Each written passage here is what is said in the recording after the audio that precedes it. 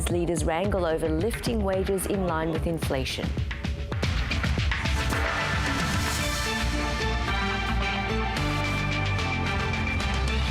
New South Wales police ramp up efforts to stop gang violence after another fatal shooting. A woman dies in North Queensland floodwaters as record rains hit the region. And the Great Barrier Reef suffers its fourth mass bleaching event in 7 years. Good evening, Yvonne Yong with ABC News. Prime Minister Scott Morrison and Labor leader Anthony Albanese are tonight facing off in the third and final leaders' debate of the election campaign. We'll bring you highlights and in-depth analysis of that debate as soon as it wraps up. And then stick around for The World, which will be on at the later time of 10:30 Eastern. But first, here's what happened on the campaign trail earlier today. Hello. Delivering higher wages has been central to Labor's election pitch, with Anthony Albanese backing a rise in the minimum wage of 5.1% to match inflation. We're talking about cleaners. We're talking about retail workers. Workers who are paid $20.33 an hour to be paid $1 extra. But he's not formally asking the industrial umpire for that precise wage hike. It's very clear what our view is, and I think the Fair Work Commission have probably heard that. And Labor's not clear on how it will make the case for a substantial pay rise for low-paid workers. We haven't determined a final position on how we make that our view. Anthony Albanese is a loose unit on the economy. So if I take this one here. The coalition argues raising wages in line with inflation would spark economic trouble. There we go. Excellent. It would make interest rates rise even higher. It would threaten the strong growth we've had in employment. That's where all the magic happens. Even suggesting that approach, if continued, could lead to wages spiralling. What is he next proposing? If it goes to 6, they have to go by 6. And then when that pushes it up to 7, they have to go by 7. That's what causes the worst of all outcomes, which is a crash in the economy. That is not responsible. The way that you can have wages increase and profits increase whilst not putting inflationary pressure there is productivity growth. But like much in this election campaign, the policy debate gave way to personal attacks. He just runs off at the mouth. I mean, it's like he just unzips his head and he just lets everything fall on the table. I note that Scott Morrison is once again being loose with the truth. The leaders will go head-to-head in a third election debate, and both will be focused on wages. Scott Morrison convinced Anthony Albanese has a weakness on economic management. Labor equally certain the public will endorse their push for workers to have more money in their pockets. The Fair Work Commission will make its decision on the minimum wage case in the coming weeks, but the verdict of voters will come in 10 days. Melissa Clark, ABC News, Canberra. There's been another explosion of gangland violence in Sydney. Less than 2 weeks after an underworld boss was killed, a senior Comanchero bikie has been shot and his brother is dead. Only days ago, police warned them that their lives were in danger. Here's crime reporter Mark Reddy. A getaway plays out on a quiet street in Greenacre. Two gunmen jump out of a car. One runs away, the other tries to set it on fire, but fails. And so he tries again, and then...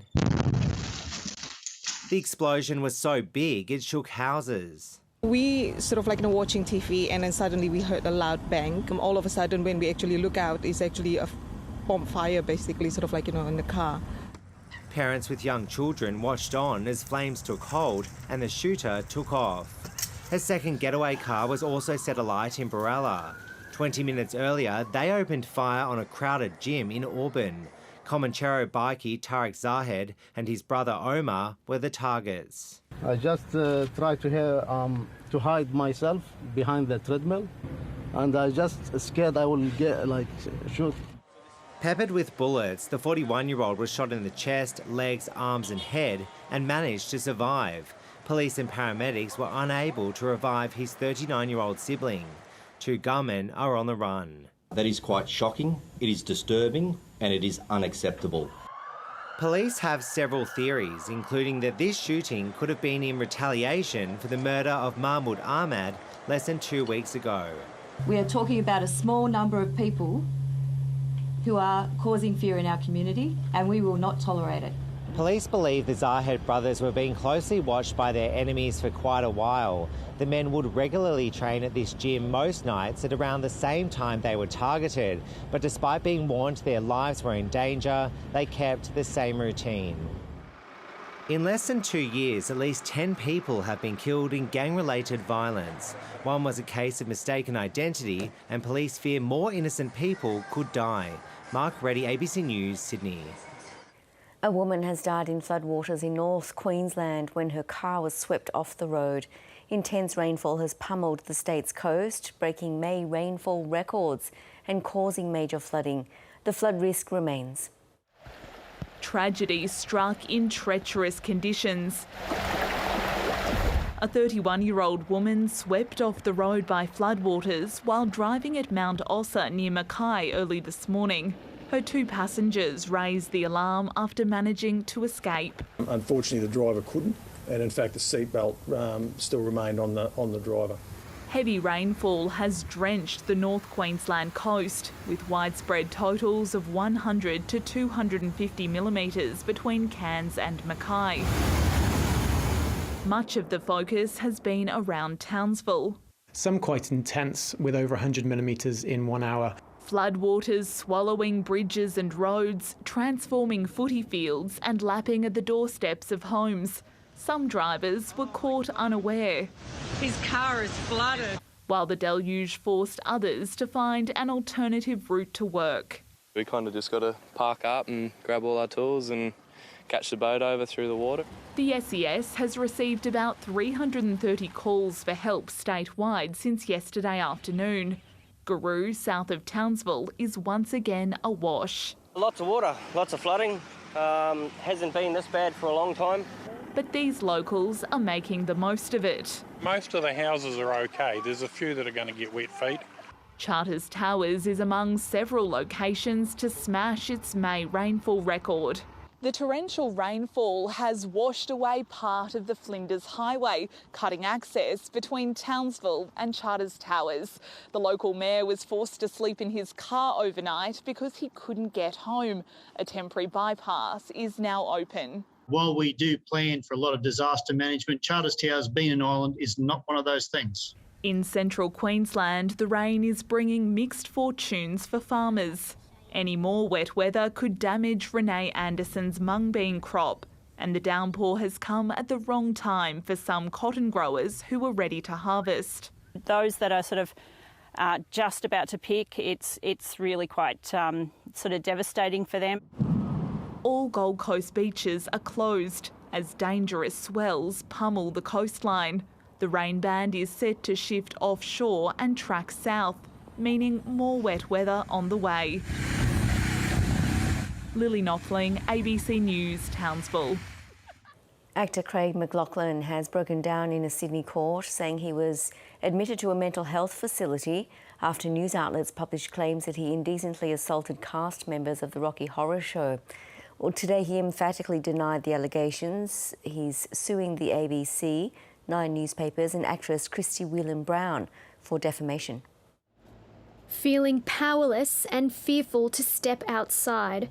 That's how Craig McLachlan characterised his response to media reports alleging he indecently assaulted and sexually harassed colleagues on the Rocky Horror Show. On the stand, Mr. McLachlan told the jury that in the aftermath of the 2018 stories, a family member was concerned he would do something stupid. He spoke of doing his grocery shopping in disguise.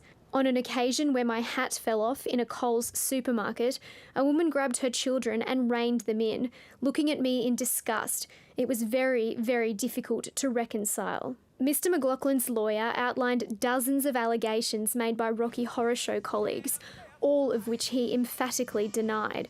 When asked if he pulled aside Christy Whelan-Brown's underwear and kissed her buttock during a performance, Mr. McLachlan responded, "No, I did not." Yesterday, his lawyer tendered images of when the pair first worked together during a 2005 production of Grease. Mr. McLaughlin claims the actress asked for the photos to be taken, which he described as quasi-porno shots. Today, he told the court that at the end of the 2014 Rocky Horror Show run, the co-stars were still good friends. Under cross-examination, Mr. McLaughlin admitted to kissing a colleague on the mouth, who subsequently accused him of sexual harassment. He told the court he kissed co-star Erica Haynetz while his long-term partner was in his dressing room. Erica Haynetz is set to give evidence for the defence. Harriet Tatum, ABC News. Parents of a girl who died in a Melbourne hospital say medical staff repeatedly dismissed them when they sounded the alarm about her deteriorating health. The 8-year-old went into Monash Children's Hospital with suspected appendicitis, but doctors ruled that out and she died less than 24 hours later.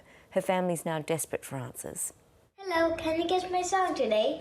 Amrita Lanka loved piano and dreamed of becoming a vet.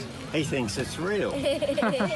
But the bright and bubbly 8-year-old went from having mild stomach pain to being critically ill in a matter of hours. And her parents say their repeated pleas to escalate her care were dismissed. If they could put more attention to her, maybe today my Amrita could be sitting next to me. On April 29, Amrita was nauseous and had a fever. A GP referred her to Monash Children's Hospital with suspected appendicitis. She was admitted in the afternoon and by 9 o'clock, hospital staff had ruled out the condition, instead saying it was gastro. She was put on an IV drip and told she could be home by morning, but something immediately felt wrong. My daughter, she's complaining hard breathing. Can someone come and have a look? Her mother says she pressed the assistance button 5 times throughout the night, and every time she was told the same thing. They came and they told, like, she got empty stomach, she did not have any food for 2 days, so it's common. You need not worry. But by 6 a.m, she was critical and went into cardiac arrest. Because I wanted to know her last wish, she said, no, I don't want anything. We really looked after her very well. So she was happy with the life we gave to her. And then I said, I love you, we love you. Amrita Lanka died at 10:17 that morning, 21 hours after she entered the hospital. I'm told the staff who cared for Amrita are shaken by the incident as well, because right now no one knows what caused her death. Monash Health is conducting a full clinical review, while both the coroner and Safer Care Victoria are investigating. Clearly the death of any person, but particularly a child, is a tragedy, and when it's a young child, that tragedy is multiplied for the family, the friends and the community. The trust that I had in the system here, that's broken now. A family desperate for answers as they mourn the loss of their little girl. Cameron Gock, ABC News, Melbourne. Australia needs more trained healthcare workers, but those answering the call from overseas say the process is too hard. Some medicos are spending years bogged down in paperwork to move here, and experts say big changes are needed to meet our staff shortage. Medical reporter Sophie Scott has the story. On the road into Balnarring on Victoria's Mornington Peninsula, you'll find the area's only medical centre. Doctors here care for the entire town, but there aren't enough of them. Whatever GPs we have here, we book up, and over the last couple of years we've been turning people away. Their experience is not unique. We've got an incredibly serious shortage right at the moment of healthcare workers across the country. To fill the GP vacancies, the practice looked overseas. They had no trouble finding a doctor, but getting her here was the challenge. In all, it took over a year. I think everything could be quicker. As a travel nurse in the US, Josh Gregory is used to transferring his qualifications. Even he found it hard applying to work here. I began this process when I was 32 years old. I'm now 36 years old. To work in healthcare in Australia, applicants must have their credentials checked by the body overseeing their specialty, and then by the Australian Health Practitioner Regulation Agency. I felt like I've essentially had to register as a nurse twice. Then they apply for a work visa. It's felt like I've had to do this 3 times now. The The process is simpler in countries like the UK. I don't know that we're anywhere near as competitive as we need to be or as we could be. Both sides of politics say Australia needs overseas staff to address a shortage of healthcare workers. The problem is we don't have a coordinated strategy across the whole country. The health practitioners regulator told the ABC it's open to improvements, but not at the expense of robust assessment. Simon Spalding says any help to get more patient care where it's needed would be welcome. Sophie Scott, ABC News. Victorians who display the Nazi swastika face up to a year in prison under Australian First laws introduced to state parliament. The new laws will ban the public display of the Nazi symbol, with police given the powers to instruct people to remove it or face fines of up to $22,000. The use of the symbol by Buddhists, Hindus, Jain and other faith communities will be protected and will be able to be shown for educational purposes. We have a Nazi swastika epidemic in this state. Not a day goes by where we're not seeing it as a graffiti, or we're seeing it online, or we're seeing it being sent, through the mail or through emails. The neo-Nazis have weaponized the Nazi swastika. The laws will come into effect after a 12-month education campaign. The opposition wants the ban to be immediate. The rising cost of living stretching already stressed home budgets. It means making sacrifices for those on a pension or other type of government support, or even those on a low income. Reporter Alexandra Alvaro met with a woman living on a disability pension to find out just how far a fortnightly payment goes in the current economic climate. Meet Fran Spears. Good girl! She's 69 years old and lives in Kingston in Hobart. My favourite things in the whole world are my grandchildren, my dog and the beach. But even a 5-minute drive to the beach is becoming harder to afford. Cost of living is becoming unable to bear. You cannot keep going the way that it is going because it is going to ruin people's lives. 45. You get 145.80. Recently, Fran has become even more strict with her budget. I get $1,133.40. Now that includes the pension, it includes supplements that the government give you. The first hit, $750 in rent a fortnight. It's recently gone up. It takes up 69.4% of the money that I have every fortnight. That's a huge amount. It is a huge amount. Then there's electricity, $40. The grocery shop, $145. There's no room in the budget for fresh vegetables. This is my freezer. This is the food I cooked on the weekend. That's what my fridge is always like. Sometimes it's a little bit worse. There's also petrol, medical bills, her phone bill, caring for Scarlett and getting the lawn mowed. What's meant to be left over, $52.40. The day before that pension goes into my bank account, I have anything from maybe $19 to $40 in the bank. A couple of weeks ago I had $9. So you can't do anything. It takes me nearly a year to pay off lay-bys so that I can give my grandchildren a birthday or a Christmas present. Fran wants people to know she's not starving, but she knows it's not just her struggling. High on her election wish list is a solution to the housing crisis to help ease pressure on other parts of her budget. Alexandra Alvaro, ABC News. More than 90% of coral reefs surveyed on the Great Barrier Reef have suffered some form of bleaching this summer. It's according to a new report. It's the reef's fourth mass bleaching event in 7 years and the first to occur under La Niña conditions that historically bring cooler weather. The Great Barrier Reef Marine Park Authority's annual snapshot says 91% of reefs surveyed in March experienced bleaching, but early signs suggest a low mortality rate. If the 2022 event follows the pattern of the 2020 and we see very little coral mortality as a consequence, then that will be relatively good news even in this concerning situation. Environmentalists are urging more action by both major parties to lower emissions to ensure the reef's long-term survival. The Sydney Kings have defeated the Tasmania Jack Jumpers to win the 2022 NBL Championship. The Jack Jumpers led at the main break by 1 point and again at three-quarter time. But a 23-point contribution by Australian boomer Xavier Cooks sealed the 9-point victory for the Kings. Sydney swept the best-of-3 series, winning their first title since 2005 in front of a record finals crowd. The 17-year drought is over. All hail the Kings. Sydney, the NBL 22 champions. It was close to a dream run for the Jack Jumpers, who defied the odds to make the grand final in their debut season. Now, just a reminder that the world will be on at a later time tonight at about 10:30 p.m. Eastern. But in Sydney right now, the third leaders' debate of the 2022 election campaign has just wrapped up. Scott Morrison and Anthony Albanese faced off possibly for their final time before voters head to the polls on May 21st. Our political reporter Jane Norman is in Canberra. And Jane, the previous debate was very shouty, combative affair. How did this one compare?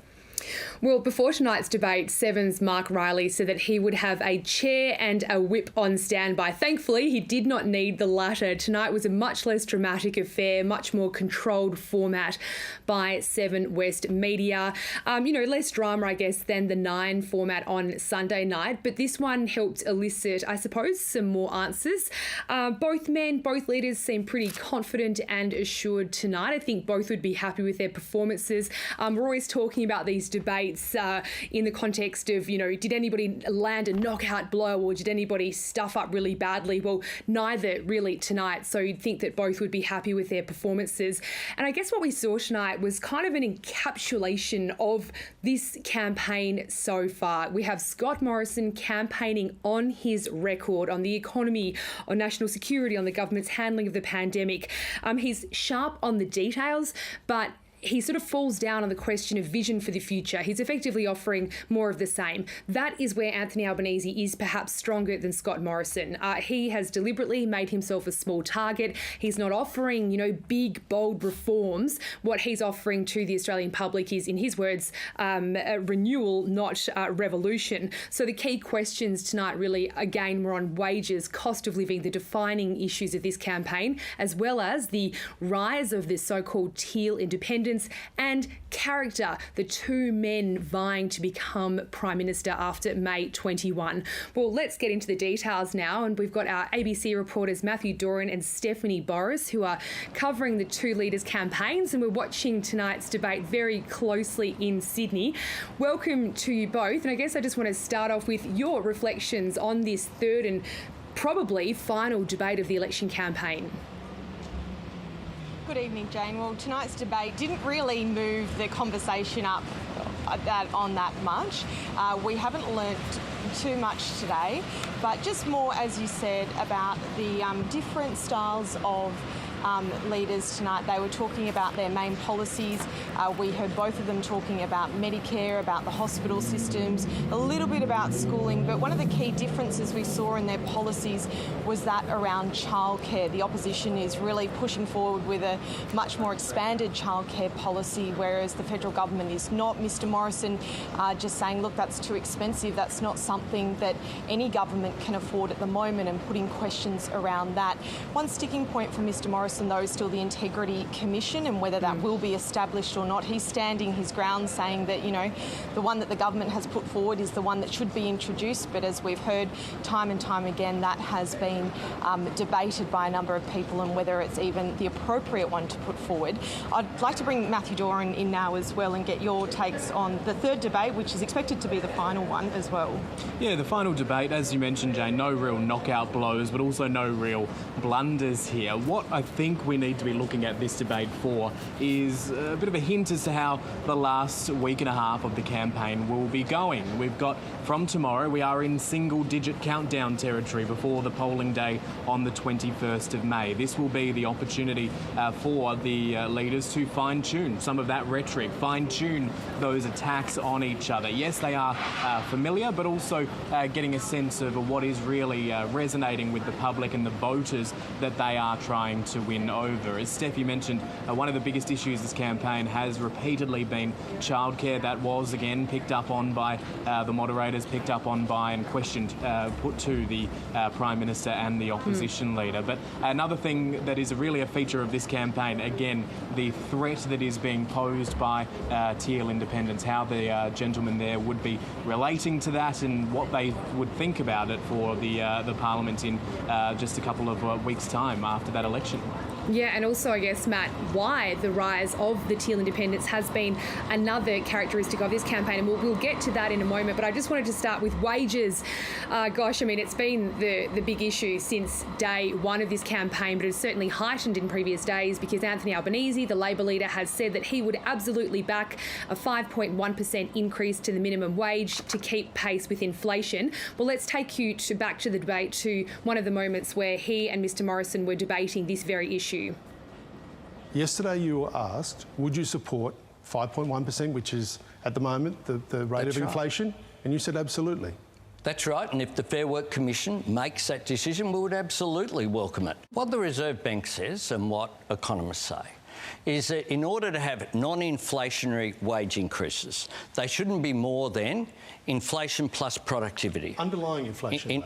Inflation plus productivity. Not headline inflation, not 5.1, 3.5. And what we're talking about here, is people on minimum wages. It's $20.33 an hour. What we're talking about here, if the Fair Work Commission grant a 5% increase, that's 2 cups of coffee a day.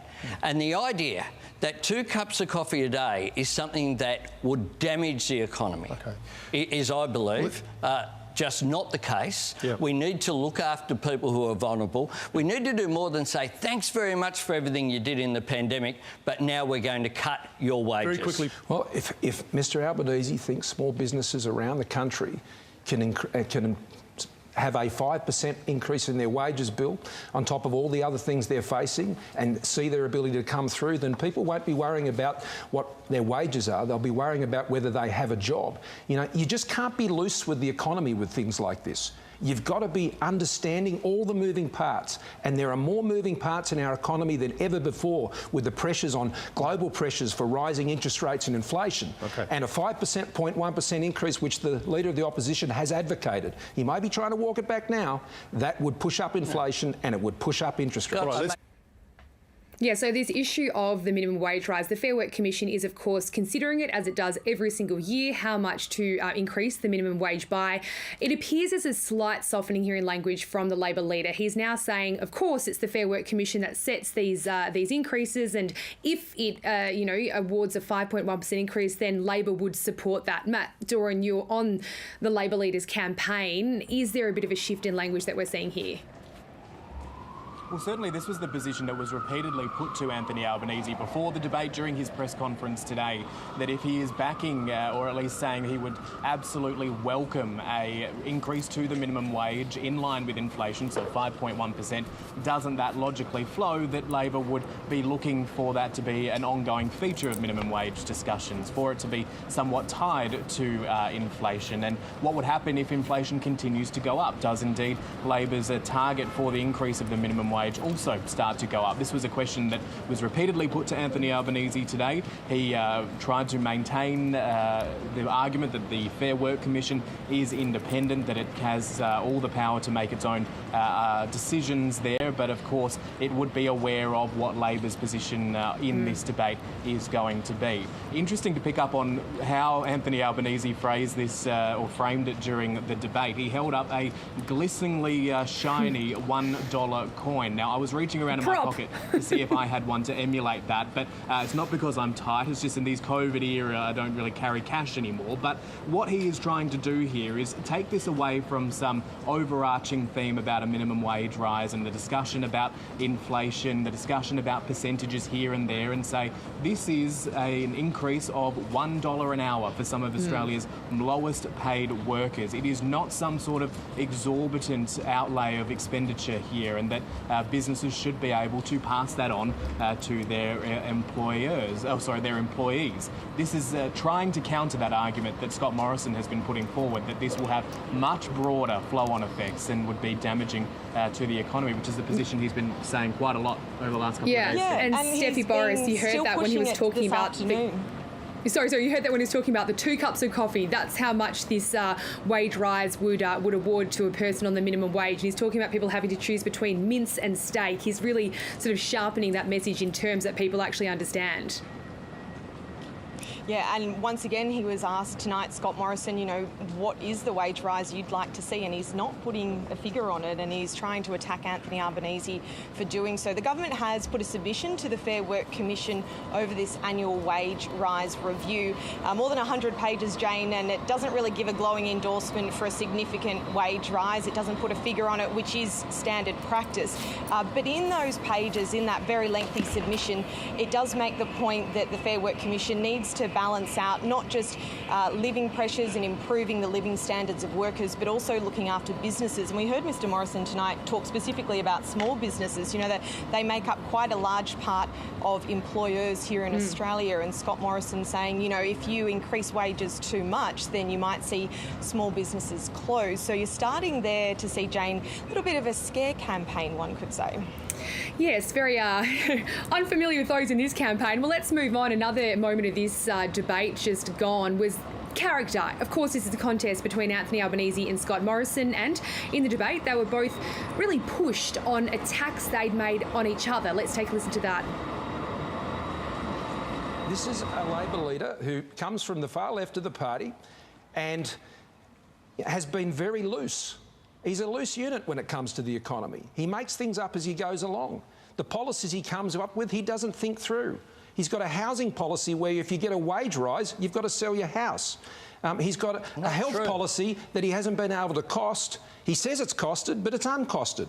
He's got an NDIS policy that he isn't able to explain.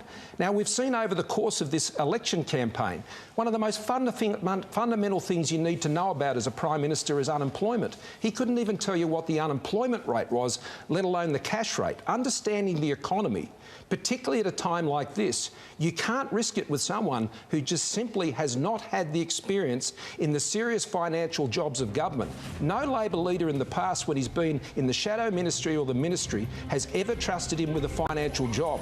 I wouldn't let him near the till either. We saw it with the bushfires, where he rejected the idea that there was any connection with climate change of these events, where he didn't turn up, and when he did turn up, he turned up with an ad with a donate to Liberal Party button in the corner during that bushfire crisis. We saw similarly with the floods, a failure to act early enough and then partisan decisions based upon where support would go.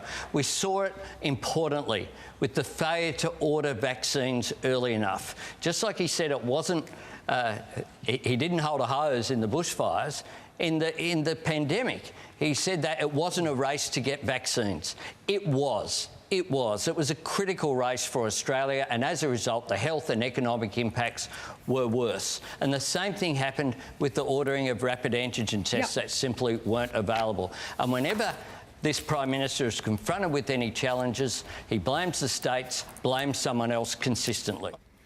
Well, there you have it, Anthony Albanese and Scott Morrison continuing their attacks on each other's character. And let's bring in Steffi Boris and Matthew Doran once again, who are standing by in Sydney. And Steffi, let's just start with you. I guess there are 10 days to go now. We've already had about 660,000 voters cast their ballots in this contest. And I think the next 10 days, the two leaders will just spend their time trying to, crush each other. Is that the kind of theme that we've seen, just destroying each other's character?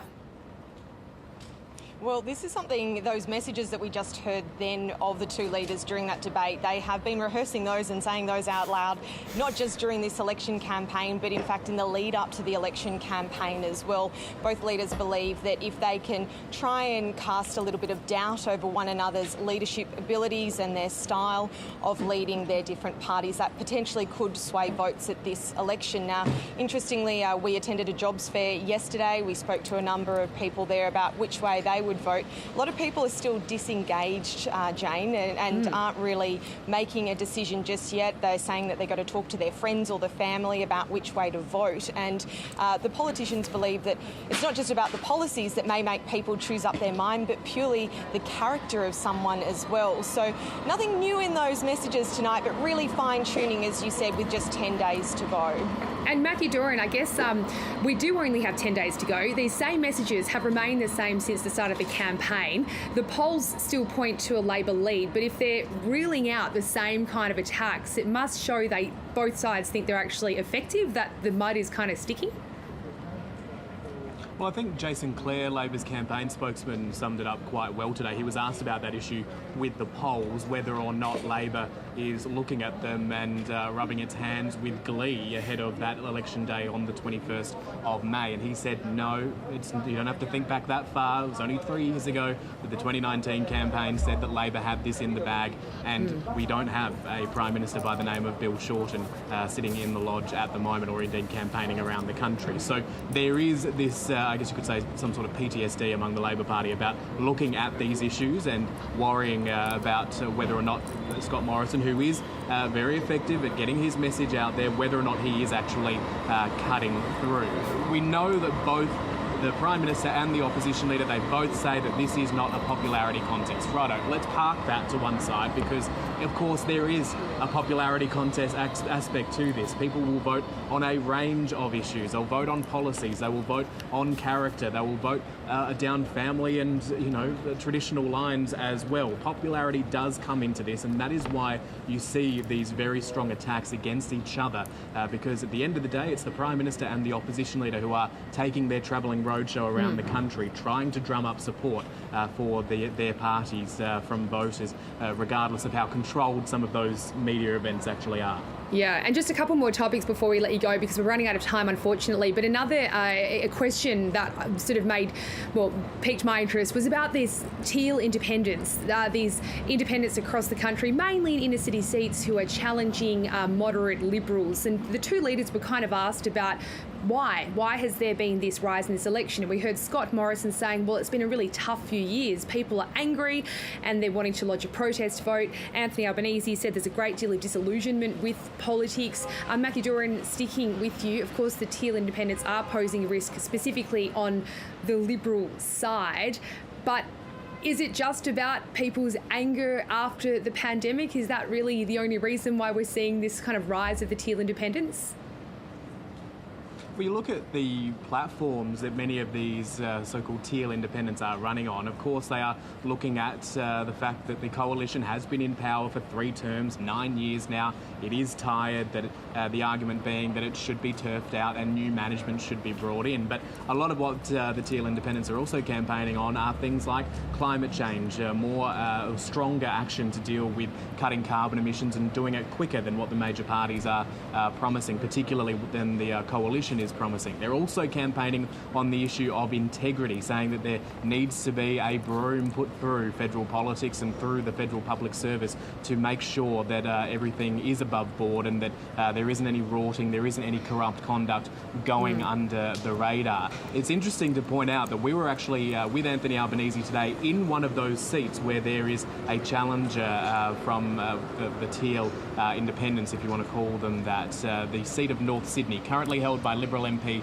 Trent Zimmerman. If you look at it on paper, you would think that is a safe Liberal seat, and in fact it has been Liberal for basically its entire existence. But at the moment, not only are Labor running a candidate there in Catherine Renshaw, but also the independent candidate Kylie Tink.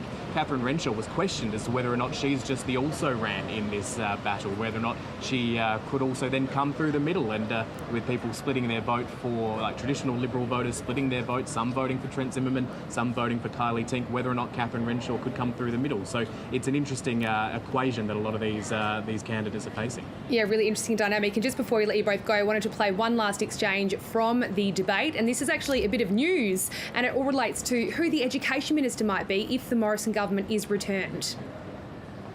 But I do think that it's quite extraordinary that we're in an election campaign. Alan Tudge is, I think, still the Education Minister.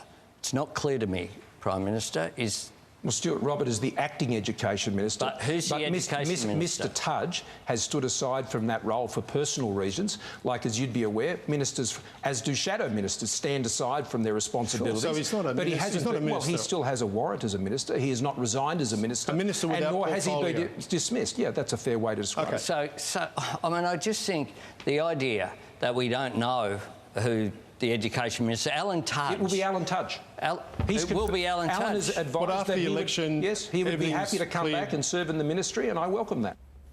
All right, well, Stephanie Boris, quick response from you because we are running out of time, unfortunately. But there we have it, day 31, and we actually have an answer to the question of this education minister in exile.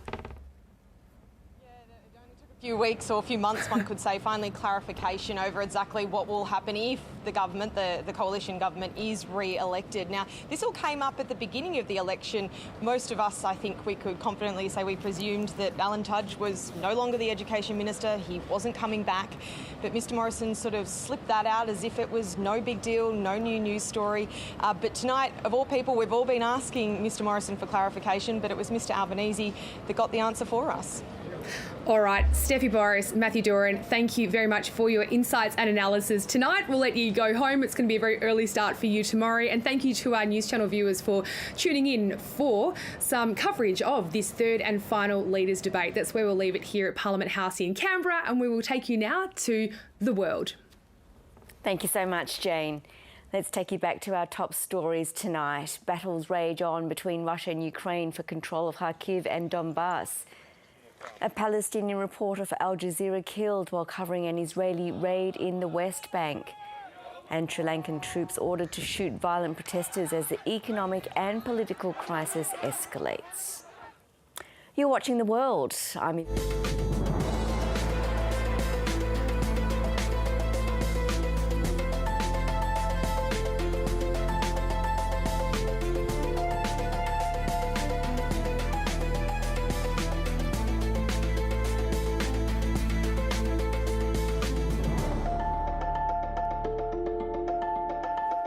Good evening, I'm Yvonne Yong. Also tonight, a dramatic end to the hunt for an Alabama inmate and the prison officer who helped him escape.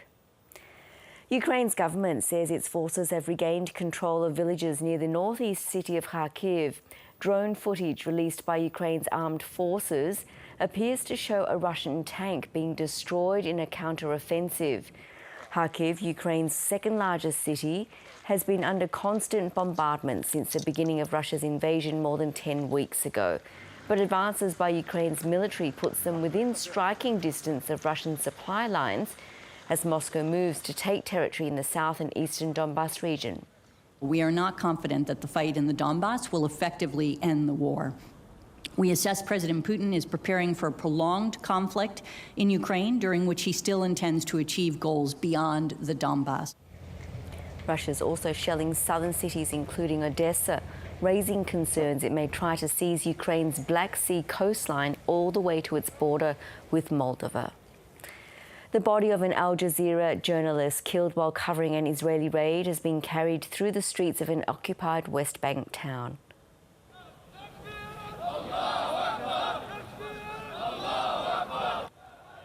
Shireen Abu Akleh, a well-known Palestinian reporter, was shot by Israeli fire in the town of Jenin.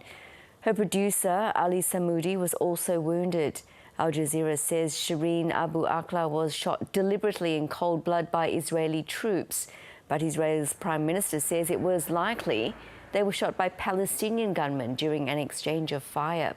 Israel's calling on the Palestinian Authority to conduct a joint post-mortem and investigation in order to get to the truth. Sri Lankan troops have been ordered to shoot anyone threatening public safety as violent protests spread. The country's president is facing growing pressure to resign. His brother, the Prime Minister, stepped down from his post earlier this week. South Asia correspondent Avani Dias reports. A tourist resort belonging to one of the sons of the former Prime Minister burning to the ground. Dozens of houses owned by politicians in the capital, Colombo, have been set alight by anti-government protesters. The Prime Minister, Mahinda Rajapaksa, resigned earlier this week. He had to be rescued when his official residence was stormed shortly afterwards. The protesters defying a curfew are demanding the President, Gotabaya Rajapaksa, also resign. He's the brother of the Prime Minister, and they're being blamed for leading the country into its worst economic crisis since independence in 1948. No education, no food, economy is at a standstill. The South Asian island nation has been seething for more than a month as protests over a lack of basic services spread from the capital to the countryside. And now soldiers have been given the order to shoot anyone looting property or endangering lives. The order came after 8 people were killed in violent clashes on Monday. Supporters of the Prime Minister attacked anti-government protesters. More than 200 were injured, many had been beaten up. It shouldn't be happening in this country. They want bloodshed again in this country. And people are suffering, and the people are living with 1 meal per day. Can you imagine? Can you imagine? Former Prime Minister Mahinda Rajapaksa, once celebrated as a war hero for defeating the Tamil Tiger rebels, is now a villain to many in his country. With growing violence amid a deepening economic crisis, the ruling party is now using force to take back control of the streets. But the anger isn't going away anytime soon. Avani Dias, ABC News. The head of the World Health Organization says China's zero-COVID strategy is not sustainable. Restrictions are being re-tightened in Shanghai, frustrating residents who were hoping the month-long lockdown was finally easing. The city's measures have been strict, with thousands of people forced into quarantine. In rare comments on the country's policy, the UN agency says it's time for China to adopt a new plan. When we talk about the zero COVID strategy, we don't think that it's sustainable considering the behavior of the virus now and what we anticipate in the future. Overall, China has recorded 15,000 COVID-related deaths compared to almost 1 million in the US. The WHO says future virus control strategies must consider individual and human rights. South Korea's new president has offered to help North Korea revive its economy, but only if it completely abandons its nuclear weapons program. The new president enters office amid escalating threats from Pyongyang and a flurry of missile launches. North Asia correspondent James Oaten reports. After a few relatively quiet years, the North's making a noise. And South Korea's new president is inheriting a perennial problem. No place in the world is free from the threat to freedom and peace. President Yoon Suk-yeol is known for his hawkish view of the North. Yoon was not shy to talk about things such as preemptive strike against North Korean command. Instead of delicate diplomacy, South Korea's leader is expected to demand results before concessions. During his inauguration, he made Pyongyang an offer. If North Korea genuinely embarks on a process to complete denuclearisation, we're prepared to work with the international community to present an audacious plan that will vastly strengthen their economy. Pyongyang's posturing is seen as a response to the new leader. It's talked of preemptive strikes and showcased its latest missile technology, including the successful launch of an intercontinental ballistic missile, the first since 2017.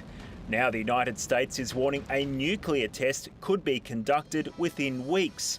It'll push for harder sanctions at the UN Security Council, but convincing permanent members Russia and China is unlikely. It seems that Russia and China and North Korea are they're treading closer than before.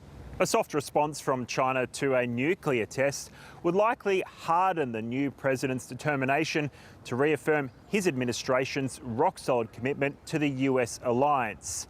The US President Joe Biden will be visiting Seoul within a couple of weeks before a Quad meeting here in Tokyo with Australia, India and Japan. James Oaten, ABC News, Tokyo.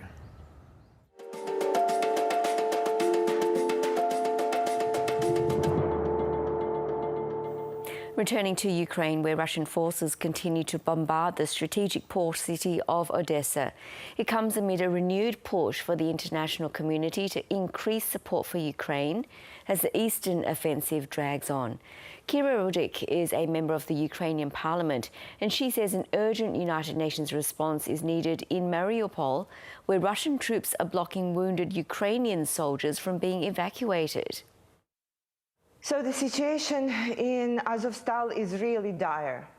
I can tell you that to evacuate the civilians from there was an international effort that we were trying to bring up for the last months or so, and it was incredibly complicated, though it was civilians, women, children, and elderly.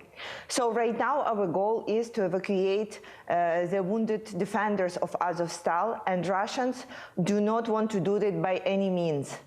We are trying to get the United Nations, the Red Cross, and other organizations to formulate a mechanism so we can get the people out, but unfortunately right now there is no luck in that. We have talked to our leaders of the defenders there, and they understand that this is a suicide mission. However, they want to continue doing it. They take it as a great result that on May 9th, when Putin was giving his announcement on the Red Square at the parade, he was not any victory. He was not able to say we took Mariupol because they were not able to conquer Azovstal, because our defenders are still there. And this is one of the matters of pride that they are taking, saying he did not get us. So right now our efforts are concentrated on getting the wounded people out of there, and the last piece would be to make sure that all the defenders are in safety. How hopeful are you of getting them out of there, and how long do you think the mission might take? So again, we can only assume that compared to how the mission to take the civilians out looked like. So first of all, it was a very dangerous mission for the ones who were performing it, and of course it was incredibly hard to do. So for you to get a feeling of it, it's different levels of agreement that have to be done. The political agreement with Russians, the military agreement with the generals, the organizational part with the international community who are helping out. So people would need to get in and out, and nothing should happen on the way. And before we were able to take the civilians out, it was at least 20 attempts to get those humanitarian corridors out, 20. Where something went wrong and the missions were aborted. So right now it's very hard to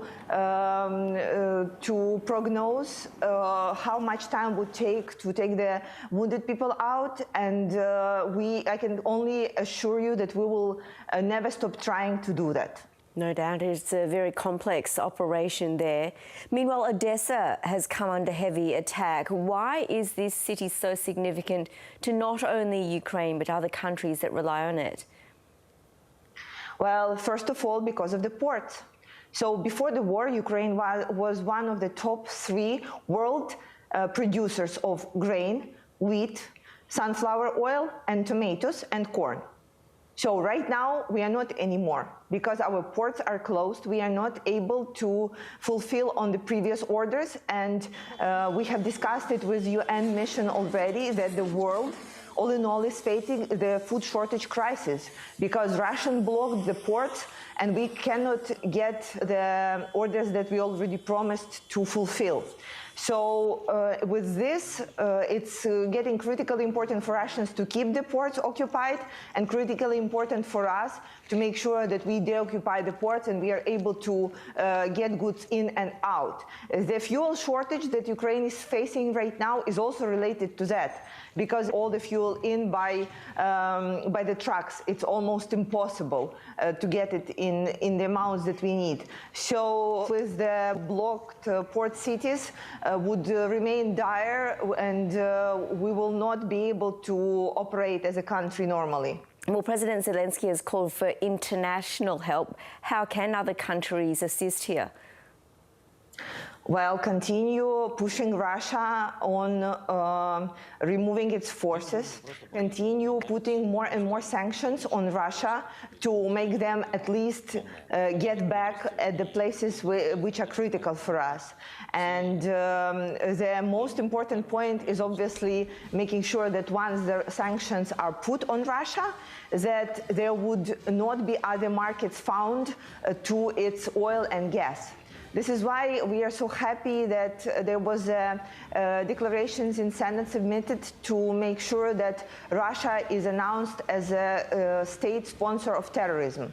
This is critical because once it's declared a sponsor of terrorism, then all the economic relations with Russia would be toxic to all the other countries, and it will create this united push that the European Union is doing with the sanctions, and the United States is doing with saying no economic relations with Russia if you want to remain a part of the civilized world. And lastly, what do you make of Emmanuel Macron's comments that it'll take decades for Ukraine to be accepted into the European Union? I don't think that Emmanuel Macron received a lot of support for this declaration. And I think politically it hurt him more than it hurt Ukraine. Our aim to join European Union and have the full membership is written in our constitution. This is what we are fighting for. And Putin started war because he said that he sees the risks of ours joining European Union and joining NATO. So this is basically what we are fighting for.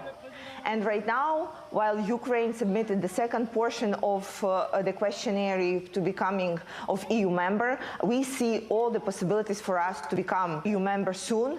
And we absolutely believe this, and we see no objections on doing this. So Macron's statement are, I would say, again, rather giving more support to Ukraine than to himself. Kira Rudik, thanks so much for your time. We appreciate you talking to us. Thank you, and glory to Ukraine. US officials say a murder suspect and a prison official who helped him escape from lockup were prepared for a shootout when they were captured by police. The manhunt came to a dramatic end when officers gave chase and collided with the couple's getaway car. The inmate, Casey White, is now back in custody, while his accomplice died of a self-inflicted gunshot wound. And a warning, this report by Manny Sigas contains some confronting images. After nearly 2 weeks on the run, Casey White is returned to custody in the US state of Alabama.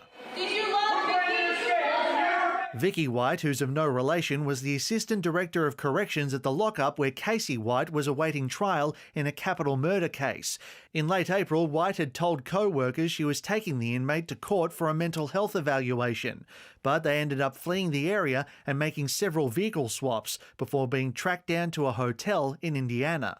And there was a police officer who was just doing his good diligence of patrolling and being smart, noticed the vehicle in the parking lot of the hotel and notified us immediately. The two tried to escape, leading officers on a brief chase before their car was rammed into a ditch.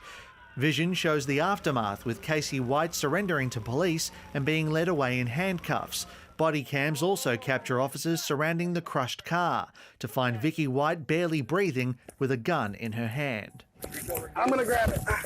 Let me a little bit. All right, pull me out. Vicky White later died in hospital, an autopsy ruling her death a suicide. Inside the car, a cache of weapons and tens of thousands of dollars in cash. There were at least 4 handguns, semi-automatics, 9mm, and this is known as AR-15, which shoots a .223 caliber round. So any one of these weapons could have been used to ambush our officers. Authorities are still piecing together what happened during those days on the lam and how their so-called jailhouse romance came to be. Vicky White had even put in for retirement, making the day of the breakout her last on the job. A small agency like ours, we've got 48 employees at the detention center. Vicky knew every single one of them. And not only was she a trainer and a mentor and a coach, but to some of them she was almost like a mother figure. As well as questions from police, Casey White is also awaiting a possible conviction in his capital murder case, which could see him sentenced to death. Manny Tsigas, ABC News. And if you or someone you know is experiencing distress, please contact a lifeline on 13 11 14. New Zealand will reopen its borders to all countries in July following a partial reopening last month. The country has endured some of the world's strictest border controls since early 2020, but as vaccination rates have climbed, measures have gradually been eased. Speaking from isolation, Prime Minister Jacinda Ardern said pre-departure tests will also be scrapped by late July. It's fair to say we are confident pre-departure testing will be removed by the time we come to the final phase of our reopening in July. Overall, these announcements mean we have brought forward our complete reopening by 2 months, and we're giving enough time for our cruise ship industry to prepare for the next big season starting in October. I know this will be welcome news, and it's a phase we are ready for. You may not know his name, but chances are you know his work. With over 400 acting credits spanning 7 decades, James Hong has finally received a star on the Hollywood Walk of Fame. I'm here. I'm alive. Is anything you can do to get us The 93-year-old Chinese-American actor has featured in numerous productions, from Friends and Seinfeld on the small screen to huge blockbusters like Blade Runner and Big Trouble in China. Hong's journey towards receiving a star began in 2020 when a crowdfunding campaign raised more than $50,000 needed to secure a spot in a matter of days. He's one of just 19 Asian recipients of a star, making up less than 1% of the honorees.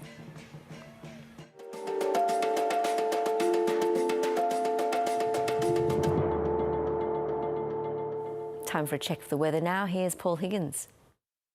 Well, in the west, we have tropical moisture streaming in along a trough. It's going to team up with that cold front to create a rain band that will eventually lie from Karratha to Esperance. Colder air is on the way for the southwest as well. In the east, that rain is now moving southwards across inland parts of New South Wales and tomorrow northern Victoria, and more rain in Queensland and along the east coast. Brisbane and southeast Queensland's in for 25 to 50 millimetres of rain. In Sydney, 10 to 20 and Canberra, 15 to 30 millimetres. In the west, a colder day for Perth, along with 20 to 30 millimetres of rain. Heavier falls about the hills. A cloudy day coming up for Adelaide and Hobart. Melbourne's in for an afternoon shower or two, and in Darwin, partly cloudy. Before we go, recapping our top stories, tributes flow for Palestinian-American journalist Shireen Abu Akleh, who was shot dead while reporting for Al Jazeera on a raid by Israeli forces in the occupied West Bank. And Prime Minister Scott Morrison has gone head-to-head with opposition leader Anthony Albanese in the last of 3 televised election debates. And that's your world for tonight. I'm Yvonne Yong. Bye for now.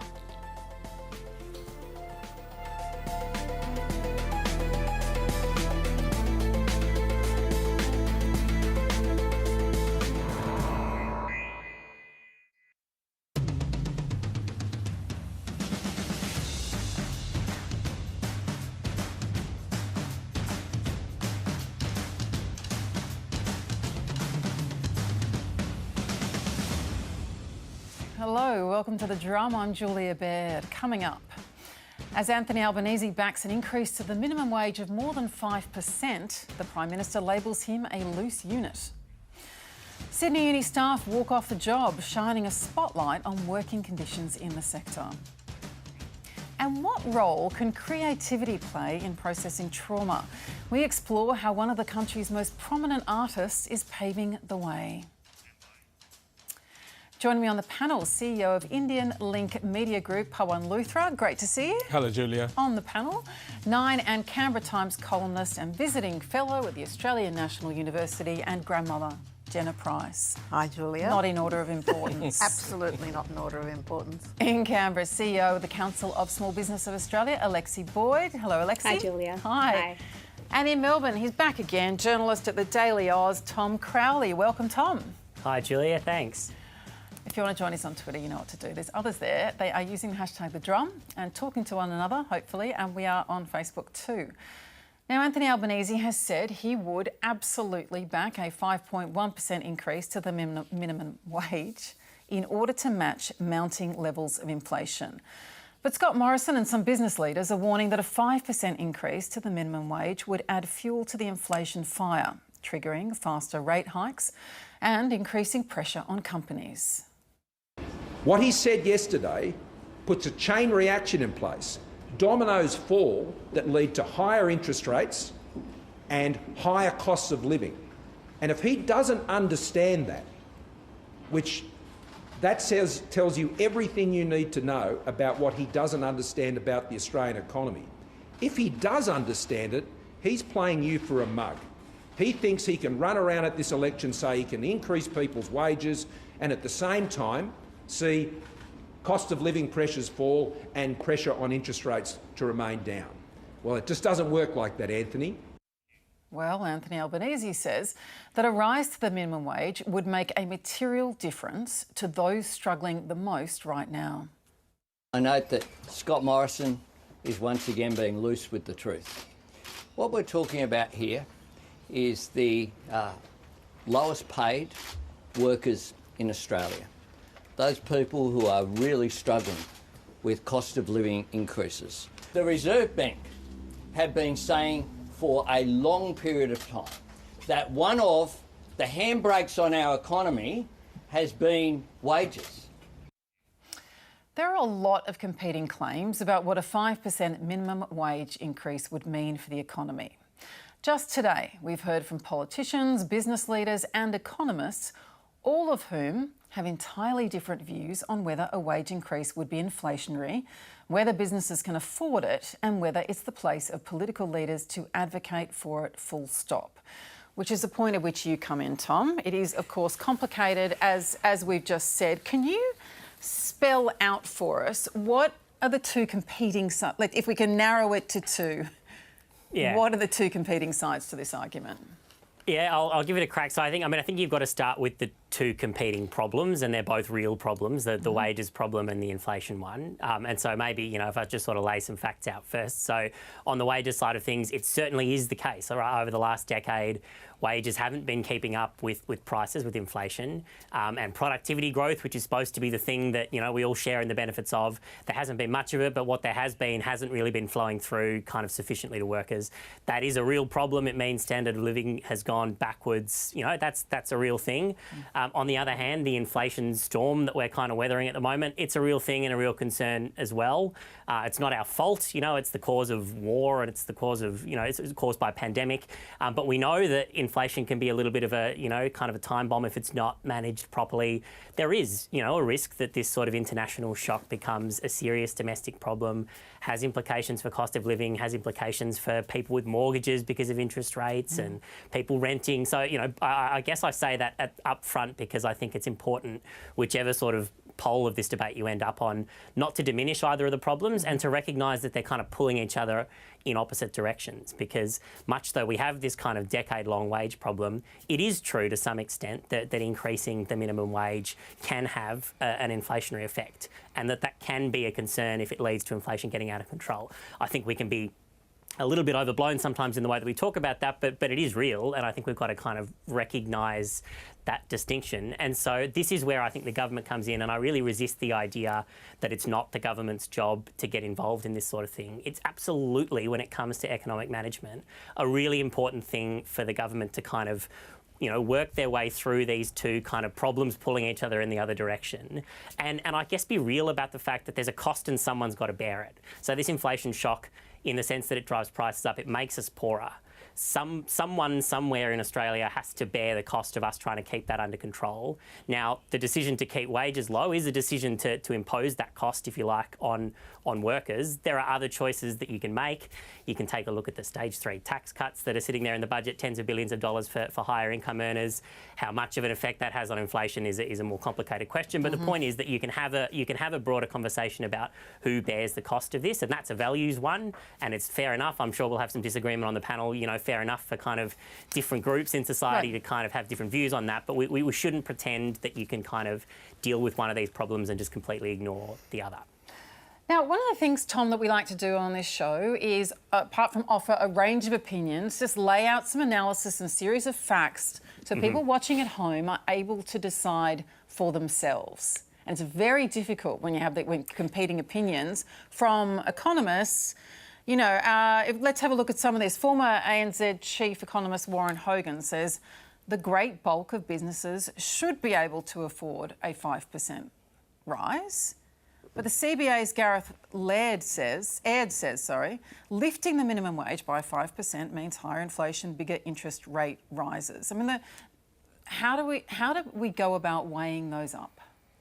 Yeah, I mean, I wish that there was an easy answer. I mean, I think that the way that we have to do it is admit a little bit of nuance into the conversation. So, I mean, I won't get into all of it, but take a look at inflation, for example. There's kind of, you know, different stories. There's kind of goods inflation is moving really, really quickly. But then when you look at service and businesses in kind of service industries, it can be a very, very different story. Inflation not as significant there. A lot of businesses in that sector that will feel that they're struggling. You know, these things, you can't distill them to talking points.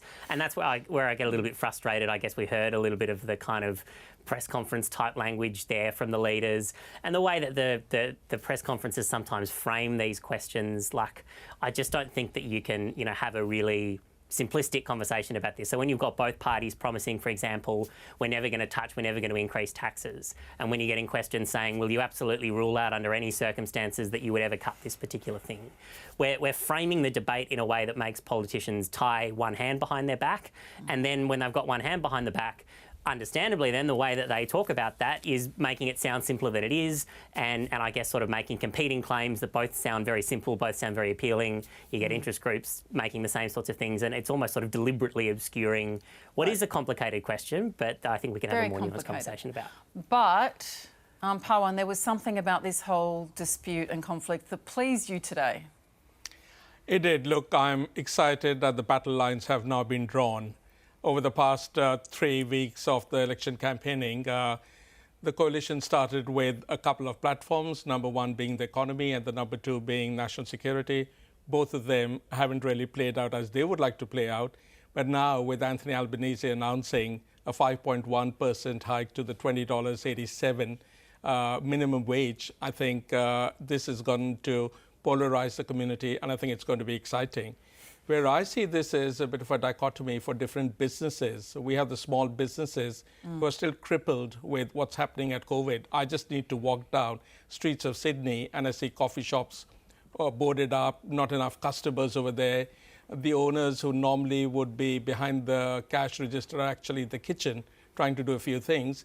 And we do also have to remember that in about 7 weeks' time, there's going to be an increase in the superannuation guarantee levy. It's currently 10%. As of 1 July, it goes up to 10.5%. And that is an increased cost to the business. But then on the other hand, the big business, if you look up the COPO report, the dividends which were paid out by February, which is about 2 months ago, were about $36 billion in dividends. So that's the profits which big companies are sitting around. And I think it's time to spread the love a little bit. So if I look at where we are, some groups have advocated about a 3% increase in wages. There's the superannuation. I think it'll fall somewhere between 3 to 5% as a sweet spot for everyone. But perhaps there has to be a bigger picture explored as to what else can be done to increase wages. What can we do about productivity? Right. Because productivity is not being addressed by either one of the political parties. And that's the way to avoid inflation, is to link wage rises to productivity. Exactly. But also your point you're making is that minimum wage increases don't necessarily impact wage stagnation. Exactly. There's broader structural issues when it comes to that. Correct. Things like minimize red tapeism, get rid of payroll tax, or minimize that, though that's a state-based issue, bring in more migrants, work in a way to make sure there's higher productivity in the economy. Alexei, so if inflation reaches 6% this year, as it's expected to, let's assume there is a 5.1% rise in the minimum wage. That's still a cut in real terms for the lowest paid workers, isn't it? Well, look, what we're talking about here are some pretty macroeconomic figures and concepts. But for the small business owner, what they're looking at is, can I afford a wage increase for my business? When we're looking at a situation where supply chain costs have gone up. All of the other inputs, including wages, have already gone up in many cases. So the cost of freight has impacted everybody who uses goods for their business, whether it's goods or services. The cost of fuel as another input cost is really expensive as well. So what we're hearing from small businesses is that this is one of our largest costs if you're running a business, is wages. And to have an increase is going to affect your bottom line, because it's going to make you think, well, can I afford to open on a Sunday? Can I afford to employ those other people? Because now those other costs have gone up as well. We're not in a situation where wage increases are a standalone situation. Those inflation figures that you talked about, they're really impacting small businesses because the cost of doing business is going up for them as well. Plus, let's not forget, small business owners themselves have their own costs as you know, in their families. Their mortgages are going up. The cost of their business loans are going up. So there's a number of input costs that are increasing, as well as the prospect of wages going up. And absolutely right, the cost of super is going up to 10.5%. That's an expected increase that we're expecting on the 1st of July already. So it is something we're watching very carefully. And I think that for a lot of small business owners, they're going to make some hard decisions about whether or not they can continue to operate the same way that they are now, or perhaps this might mean that they have to contract further. We rely on our workers, we rely on our employees. It's an intimate relationship we have with them. Often they bring in the skills, they bring in the new concepts so that we can innovate. They're simply there so we can increase our operating hours. We can't grow without them, and nobody wants to see their employees doing it tough. That's absolutely not what works for small businesses. We want to see them happy, and we're in a situation right now with great worker shortages that we are already in a negotiating capacity. We're not only talking about increased wages, but working from home, different caveats of the working environment. All those things are up for negotiation already. Right. And Jenna, this goes back to Tom's broader question, doesn't it? Who bears the cost then? Look, it's quite interesting. I did what I always do with questions like this. I rang a few economists today and I was sent to a few textbooks, and I couldn't find a textbook which said to me that so long as the increase met inflation plus productivity, that it would then increase an inflation spiral. So that's what the research says. And I'm very upset by a conversation that doesn't recognise that the people who are getting this increase are the people who got us through the pandemic. They're the nurses, the early childhood education and care workers, the disability workers, the aged care workers, the cleaners. Those people have really struggled. They deserve the pay rise. And I mean, when Scott Morrison was saying that he doesn't think it's a politician's business to write a submission supporting a wage rise, he's wrong. Political parties have been doing it for years, and I think that but they haven't been putting in specific numbers. I think that's what's different. They did it in the 80s, 90s, and some in the Howard government. That's right. But it's been quite some time. It's not usual. Okay, so that doesn't mean that it shouldn't be usual right now, because we owe a lot to these people. Our community and our society would not have functioned without the early childcare workers, without the cleaners, without the healthcare workers, and they need the money. They are really struggling. Are we trying to send them to poverty? I think that's what's happening. Now, I know Tom's been wanting to jump in here, but I just wanted to the question of who bears the cost, I just want to talk about this evidence, because there is research suggesting that as well as not keeping pace with inflation, the minimum wage has also failed to keep pace with median pay in this country. So have a look at this graph. It shows the minimum wage as a percentage of the median full-time wage. You can see in Australia, that's in orange, the minimum wage has fallen from about 59% of a median full-time salary in the late 90s to about 53% now. But the trend goes the other way in other wealthy OECD countries, where minimum wage has grown from 42% of the median full-time salary to about 53% now. Tom? I find that really interesting. That's the first time I've seen that graph, and I won't kind of, venture an explanation for it. But I think it sort of segues into a broader discussion about, talking about the minimum wage as one instrument, but then sort of viewing wages and the structural issues behind sort of low wages growth as a more holistic question. The thing that I really wanted to pick up on was Jenna's point about productivity plus inflation and sort of when wages will affect inflation, because I think it's a really important one. Yes. And it is sort of true in general, in a loose sense, that the view is kind of that provided that wage increases don't sort of exceed productivity plus inflation, that you should be okay. But I think it's important to distinguish that from, I think I referred to it before as the inflation storm that we're in at the moment, and the nature of the sort of like, you know, inflation spiral. When you're in that sort of moment, there is sort of an argument to be kind of careful in the short term rather than sort of viewing that productivity plus inflation question over the long term.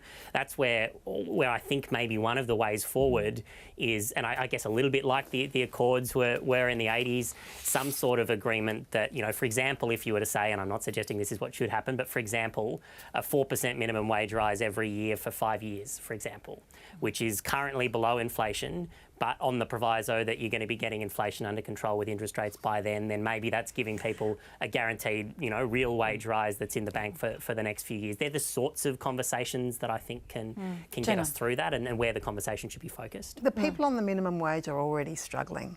They can't pay their bills. We've got lines at food banks, we've got lines at all kinds of charitable institutions, and we've got increased numbers of people asking for delayed payments.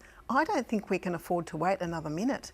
And as I keep saying, these are the people who helped us through the last 2 years. They deserve a rise. Alexi, I mean, you saw us referring to that, you know, that data which show that the minimum wage has fallen in Australia, the value of it, while it's risen in the rest of the OECD. We have the Prime Minister saying it's not the role of government to impact wages in this country. So how are they going to go up? Well, look, this is a really important conversation, and I don't think anyone, government or industry associations or anybody, should be shying away from it, because it's a really, as noted, it's a really complex situation. Wages and inflation and the impact on small business, all of these are really complex. But we need to look at the bigger picture, because, as I said before, wages are just one aspect of running a business, and we need to make sure that those workers are happy and that those wages remain at a point where you don't lose workers. Like I said, they are, you know, the employees are in a situation where they can, if they're able to, negotiate a higher wage because of the worker shortages at the moment. But we need to find that balance. And for small businesses, that balance means keeping employees paid a good wage so that they remain, but also not being without the workers so that they can't grow. It's a delicate balance microeconomically from a small business perspective as well. Now, Pawan, I think one of the reasons before you were happy that there'd been some conflict and some point of difference is because your India link showed that so far, dead heat between the two. Correct. Right? Now, and you did a survey on this, asking people what issues mattered to them most, and what came up in terms of cost of living. Cost of living, and they feel that the Labour Party will be better positioned to manage it for them, which was rather interesting, because when we asked them that if a poll was to be held today, which party would you poll for or would you vote for? And both the parties came out absolutely dead even. And as to the preferred Prime Minister, we had both Scott Morrison and Anthony Albanese drawing dead even, totally together. But the issues which were of concern were cost of living, healthcare, education, then national security. So it's been fairly interesting that to the migrant community, healthcare and education is fairly important because they come with limited resources. And the Indian migrant who actually arrives in Australia is normally around the age of 35 with a young family. So education becomes quite important to them also. Yes, which we're just about to talk about. And I'm also interested in your curry question. As you would be well aware that the Prime Minister loves cooking his curries, and we often have on Saturday nights selfies on social media of Prime Minister Morrison with his latest culinary delight, which happens to be a different form of curry, though there's been some debate whether it's been properly cooked or not. But the question which we asked was that does Prime Minister Morrison's frequent curry selfies, will that make you more possible to vote for him or not vote for him? And we had about 33% of the people said they're less likely to vote for PM Morrison if he posts more and more curry photographs. 33%? 33%. Why? What is it? They felt that there's too much samosa diplomacy happening. It just sounded rather strange having a Prime Minister who's just posting photographs of curries on his social media every Saturday night. And especially when he interacts with the Indian Prime Minister Modi, there's a different kind of a curry which comes in, which he wants to dedicate to his friend, Prime Minister Modi. Now, I feel that he ends up getting a lot of social media likes from India, and he enjoys that because that kind of gives a feeling that there are 4,000 people who've liked his photographs.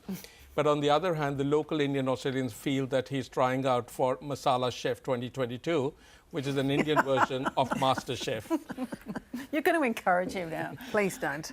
Look, so while we're talking about pay and conditions in the spotlight right now, staff at Sydney University have gone on strike for 2 days. They're saying they're fed up with poor working conditions and job insecurity. Picket lines at every entrance to the campus in Sydney's inner west meant the uni was largely deserted today. The Drum's David Taylor was down there to find out how the pandemic upended the university's business model and what a sustainable future for these institutions looks like. Sydney University staff are angry about their pay and working conditions, so they're striking. Working conditions have eroded to the point where we're working around the clock. Inflation's going up, cost of living is going up. Why haven't workers had a pay rise? The union is demanding more job security, a pay rise for staff, certainty around research funding, and enforceable targets for Aboriginal and Torres Strait Islander employment. If we get the things that we're going for in this EA round, we are going to radically transform the university for the benefit of not just staff but students as well. Sydney University says it is offering significant improvements to existing conditions, and negotiations with the unions are ongoing. Resentment among university staff across the country has been building for years. So what's the problem? Well, at its core is the way universities make money, their business model. For years, universities leaned heavily on relatively high-paying international students to grow their profits. The pandemic largely put an end to that, when closed international borders stopped most of them from enrolling. Universities lost basically $1.2 billion in student fees and $1.3 billion in investment income, but received a little over $600,000 additional funding from government. So the net effect was a loss of $1.8 billion across all revenue sources. Universities demanded to be included in the federal government's lifeline to businesses affected by the pandemic, the JobKeeper program, but they were left out. We put in place $19 billion in this budget to guarantee the domestic enrolments for universities. I think universities are critical. Universities' net loss of income for 2020 was just 5%. They did not meet the threshold simply because the losses were not as great as the benchmark that the government had set for businesses. Now, the universities continued to engage in heavy cost cutting throughout the pandemic to save their bottom lines. Roughly 27,000 full-time staff positions were made redundant, but it was casuals that took the brunt of the job loss pain. Up to 35,000 casual positions were lost across Australian universities up to May 2021. We don't want to be taking time off work and striking, but at the same time, we have to make a clear statement that basic terms and conditions, and particularly for the casualisation of this sector, is an important issue that needs to be addressed. Sydney University told The Drum it employed similar numbers of casual staff from 2019 to 2021. The expectation is now, if you look at 2022, 2023, universities are going to need to rehire more staff as demand grows, and the test will be whether universities rehire more continuing staff or hire more casual staff. A lot of thinking and a lot of kind of... Universities are wrestling with a very common 21st century business problem. What do you prioritise? The working conditions of your staff, including pay and job security, or the ability to adjust costs easily and quickly? For more on this, we're joined in Canberra by Education Editor for the Australian Financial Review, Julie Hare. Welcome to The Drum. Thank you. Nice to be here. Now, to the question of casuals, first of all, which is one of the major grievances of the union. So 66% of all the people who lost jobs over the last couple of years during the pandemic were casuals. Now they're rehiring, and the unions are urging them to rehire at decent rates with secure positions to end a structural dependence on insecure work. Is there any chance of that occurring, do you think? Oh, absolutely. University's business model has been completely based on casualisation for many years. It is, I think, the most casualised sector in the economy.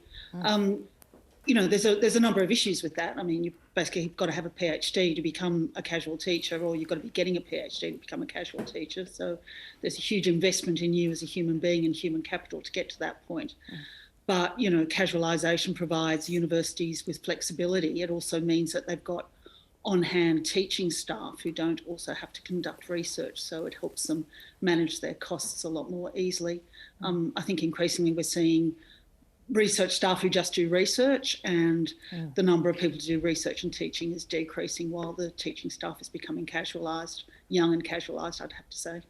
I noticed in the data around the people who lost their jobs were people who combined teaching and researching. So it's now actually, and part of one of the requests of the union is to say we want 40% research load, which is what a lot of academics, I think, thrive on when they're doing the teaching as well. But just to the earlier question, do you think the university will be listening to any of these demands? Do you think they will continue this structural dependence on casuals when we saw during the pandemic the impact of insecure, work and casualisation? Well, the universities will be listening to this because they're all universities currently going through an enterprise bargaining round, and that's what this is about. The National Tertiary Education Union's pushing for a 15% pay rise over 3 years, and they'd call for that just a couple of weeks before the inflation rate went up to 5%, so very serendipitous, I would say. But the rates of casualisation have been increasing. The union has been pushing back against this for quite some time. Universities understandably want the flexibility. It means they don't have to pay staff over long Christmas breaks and shorter winter breaks.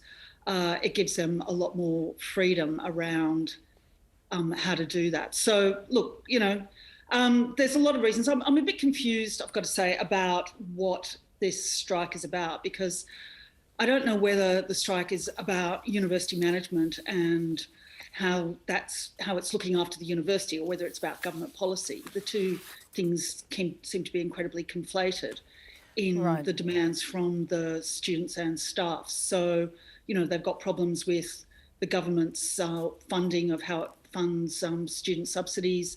It's got problems with pay. It's got problems with loss of jobs through casualisation. Some of those things are outside university management's control. So yeah, I'm not really 100% sure where the union's going with this. Why do you think the government didn't provide more assistance to universities over the COVID period?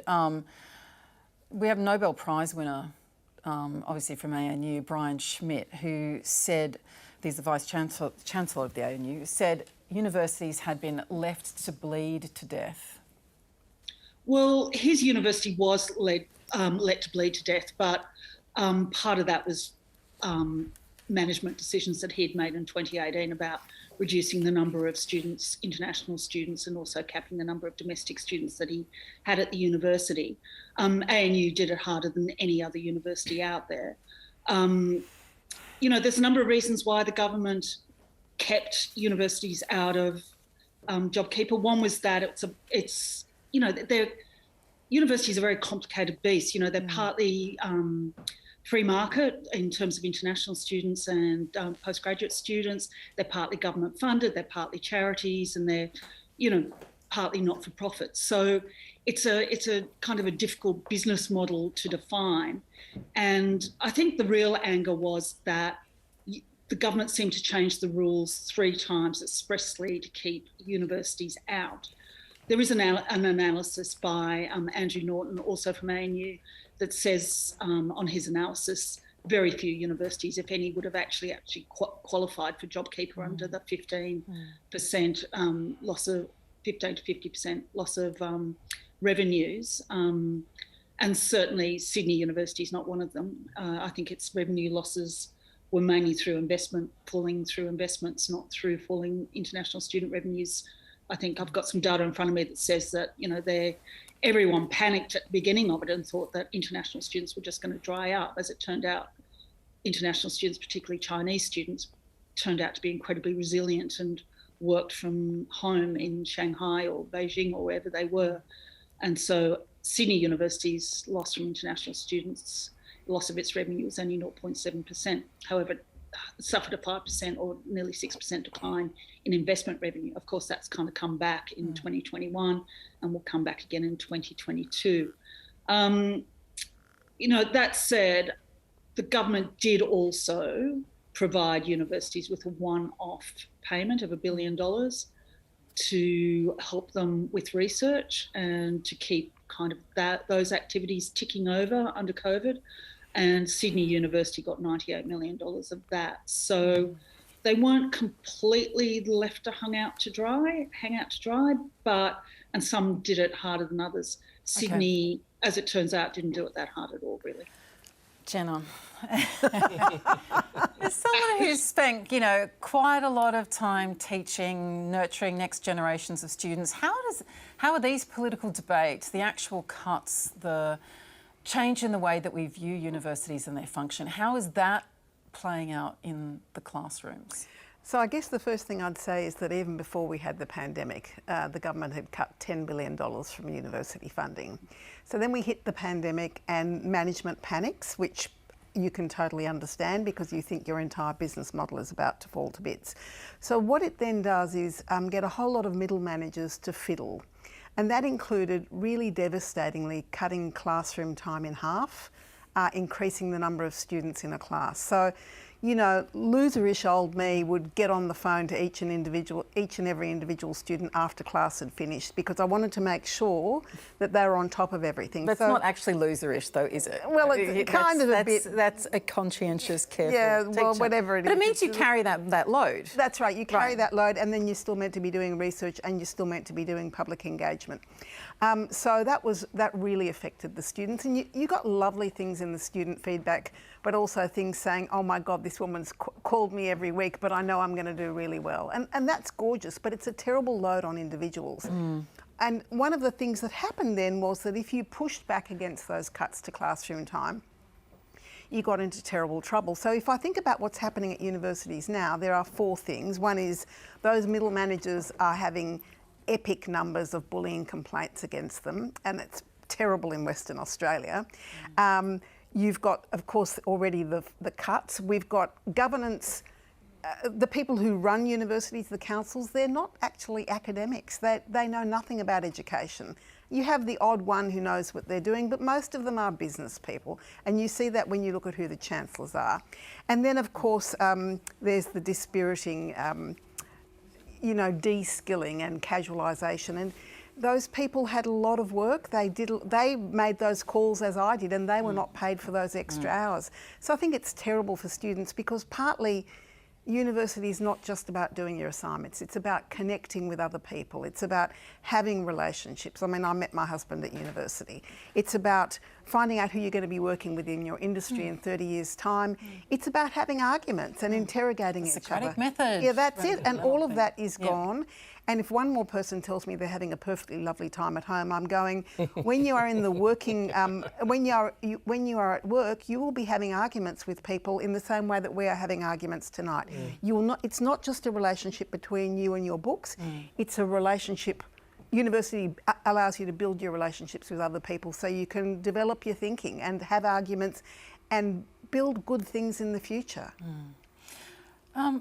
Tom, we do have the government always talks about how much it is continuing to invest in the sector, but as Jenna's saying here, there has been a decline over the past couple of decades. If we look at the amount that's spent on research in this country as a percentage of GDP. It peaked in, I think, in about 2008 at 2.24%. It's now at about 1.8% and has been that for quite some time. If we look at other countries, I think China is about 3.5% and the US is about 4%. So have we got a broader cultural concern about whether or not we value research? I feel like every day I open a newspaper or go online and see a lament from a scientist saying we need to research. We're getting kind of like starved of innovation and imagination and even cooperation between universities when it comes to inspiring research. Yeah, I think that there is an argument there. And I mean, so when I think my first year of uni was 2014, and I remember heated debates on campuses about sort of university fee deregulation at that point in time. And so sort of for the whole stretch of, I guess, 9 years of coalition government, there has, I think, at times been an adversarial kind of tone to the relationship between the government and universities, and you see it in research, you see it in teaching. I think sort of the points that Julie's making there about whether universities would have accessed JobKeeper at all is a really interesting one, but certainly, you know, I guess the purpose of JobKeeper being to flow through the employer to the affected employee, I think you can argue that more could have been done for the people who did find themselves out of work over the course of the pandemic. And again, I think that there is a question about the appetite to come to the table on these sorts of things and the enthusiasm. You know, I remember the first COVID budget and how much there was for sectors that had not even really been dealt a blow by the pandemic, sectors like construction and manufacturing and mining, and I'll leave people to kind of draw conclusions about the similarities between those industries. But there was a sort of a reluctance to talk about this, about performing arts, about a number of other kind of sectors that there was a lack of weren't. Noise about what was happening in universities. Yeah, I think so. I completely agree with all of these comments. I mean, as a student, I really kind of appreciated all of the interaction that I had with many wonderful kind of casual tutors. And even now, so, you know, I used to work at the Grattan Institute, which is associated with the University of Melbourne, and now as a journalist and working in public policy, having kind of a well-resourced, I suppose, sort of public sphere and having universities contribute evidence-based perspectives and insights to the public policy debate makes my job a whole lot easier as a journalist now. And I think that sort of vibrant public sphere is a really important kind of contribution that the university sector makes. Alexi, you're nodding in furious agreement there. I am. Universities are really important for a huge number of sectors of the economy. Firstly, obviously, there's a lot of small businesses that are part of the supply chain for universities, but we rely on universities increasingly now for skills. And that's not just for skills for our workers, but actually for ourselves. You know, if you're looking at increasing your management skills, if you want to do an MBA as a small business owner, if you're an engineer and you want to study a different aspect of engineering, you need those universities there for you. And increasingly, we need them for micro-credentialing. And that's a really important aspect as well that small businesses are relying on, notwithstanding the importance of universities in terms of our international reputation. We need those international students as small businesses because we rely on those for our unskilled labour in terms of, you know, the local petrol station or, the local amusement centre, whatever it is. Those workers are really important, and it's one of the reasons we've got a worker shortage at the moment is because we don't have those students coming in. So there's multiple reasons that small businesses really need universities. They're a really important part of our economy, and there's lots of different aspects that are relying on them. Can I just push in and say that they had no trouble giving JobKeeper to private universities. This government had no trouble giving JobKeeper to its particular brand of university. And one of the things that's really happened at unis now is that there's no thinking time for people who are not doing actual industry-related research. So I'm not entirely sure that Wi-Fi would ever have been invented in the current climate. I'm not entirely sure that we can devote, that university researchers now can devote any time to thinking big picture. They're having to do tiny little industry-related things that have got, you know, immediate benefit. I don't think that's what universities are about. They're about trying to think big picture, and they should be encouraging everyone to think big picture, whether it's students or teachers. Just want to bring Pawan in here. So, Pawan, how do we bring the international students back? They're starting to come back because the reputation of Australian universities is extremely high. The 2021 Global University Ranking had 13 Australian universities in the top 200, and that was number 3 in the list after US and UK. But we need to make sure that we continue keeping the quality high in the area of education at the universities. Otherwise, the students will go somewhere else. We have to remember that pre-pandemic, there was about $40.3 billion being contributed to the economy through the education system, and 250,000 people were engaged across different industries in supporting this education sector. So we need to understand that casualization can bring down the quality of education which is being done. It was mentioned by Julie about PhD students are about to become doctors who are actually doing casual tutoring. My son is in 4th year university. He's doing casual tutoring work for 3rd year university students. And he tells me about the work and the overwork which he has to do, but he's enjoying it. Yeah, right. And you don't think there's been damage in terms of anything during the pandemic into bringing Indian students back? There was a bit of a backlash, Julia, about being charged full fees, even if they're sitting in Delhi or Mumbai. That why are they paying the full fees? Because they're not getting the full experience of being at a university. They're just doing it online. And therefore, they were wondering whether the universities were being too commercial and too captive because they could not leave their courses midway through and go somewhere else. They had to complete it, yet they were paying the full fare despite it not being a full experience for them. Yeah, I wonder if that subject is going to go away as well, Julie. So, Julie, can you spell out for us where to from here? What do you expect from this dispute and its national implications? Well, I think the first thing is that international students are coming back, but coming back slowly. The university business model is based on international students, and governments have, over many years have been quite happy for that to happen because it means that governments have had to contribute less. I think government funding for universities is now down to 49%, and and even from 5 years ago it was 53%. So that's a major issue. So from here, there will be a new round of bargaining. There will be pay increases for universities, for university staff. Whether they get to the 5%, I'll doubt, but we'll see if that happens.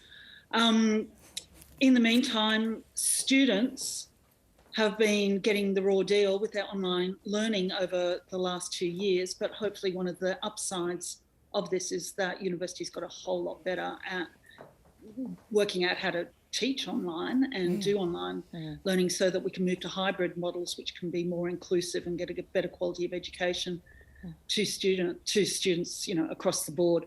Ultimately we've got to take student-centred approaches and hope that students get the best possible education, the best possible experience they can. And, some universities are better at it than others. Really appreciate your time tonight, Julie. Thanks so much. Thank you. Julie Hare is the Education Editor for the Australian Financial Review.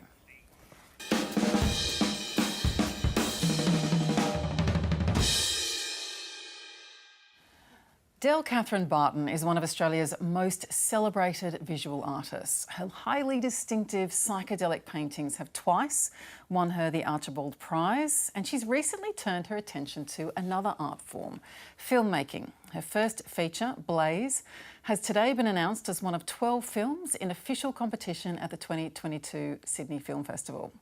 The film combines live action, animation and puppetry to tell the story of a young girl who witnesses a sexual assault and how she uses the power of her imagination to heal.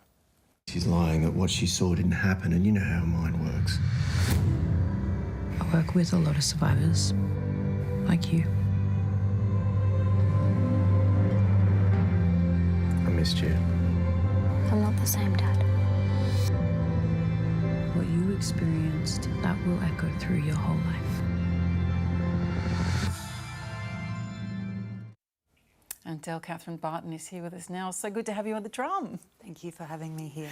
So, obviously, as we've said, you are a visual artist. Tell us why film? From a very young age, filmmaking, just as much as my art heroes, very much informed my creative practice. In many ways, I think that film craft and filmmaking is the ultimate art form. There's such a complex confluence of skill sets and collaborative dynamics that need to come together to make a very good film. I'm also very passionate about storytelling, and in particular the increased opportunities for women to tell women's stories. And yes, coming off the back of 2 short films, there was the opportunity to develop a feature film, and I went for it. Even though you've described it as an absolute beast of a medium, It I is. think. Now, because it can take years and years, of course. Now, in disclosure, I wrote a story about you for Harper's Bazaar, and you told me when I was speaking to you for that the film was inspired by like an experience that you had had as a kid in kind of experiencing or witnessing abuse or assault. What did you want to say about that experience in this? It's hard to talk about this in succinct terms because it is a very complex conversation and, yes, informed by personal experience. But in essence, the history that I've inherited, being born a woman on the planet, is one of systemic subjugation and abuse of women throughout history. Abuse that I also have experienced. But more importantly than that, the journey that I went on, and I prefer to speak of personal experience because I would never want to speak on behalf of other women's journeys or experiences. But something that I discovered through my creative practice is that often the deeply wounded parts of self sit very closely to the parts of self that have the most generosity and the most agency and the most courage. So more importantly than the working surface of violence against women, and I like to own the film as sitting within a feminist space, is a celebration of what I believe to be the inestimable healing capacity of the imaginary world. So ultimately, it is a tough story, but it's a story that's ultimately full of courage and fortitude and hope. Yeah, as we could see from that clip, there's so much beauty and such striking images there. So I guess you're bringing something to the conversation about sexual assault that we don't normally have, that this is one way to step through it. And what is that? So it's really about kind of how creativity or art can, is it be healing? What's the right word? Or it gives you solace during those times? Again, I think in terms of my own experience, because I have emerged in my adult life to have a career in creative industries, it's not just a therapeutic practice, it's also a career.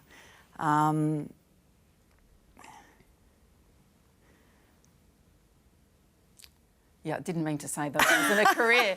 No, I absolutely was not saying that, but I'm just talking about in the film, like with Blaze and like where her imagination took her and the solace it gave her. Absolutely. I'm not saying that it's not a profession at which you excel. No.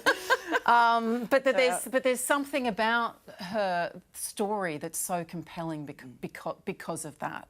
It's not all this. It's like recovering sometimes from trauma, people tend to think is a linear thing. Totally. You'll just hop from one step to the next step and then you're all right.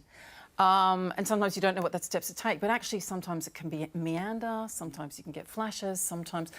and you seem to have stepped into that by saying something about being creative. In terms of our protagonist's arc in the film, the moment where she witnesses, a horrific assault, there is a sense that her childhood is ripped away from her at that point. Yeah. And then from a very well-meaning father who attempts, to bring her the right kind of support, the support that the world offers her. I do believe, and in my own experience, we live in a sort of overly anaesthetised world that we're encouraged not to feel our pain, not to be in our pain, not to understand our pain or the ramifications of the trauma body.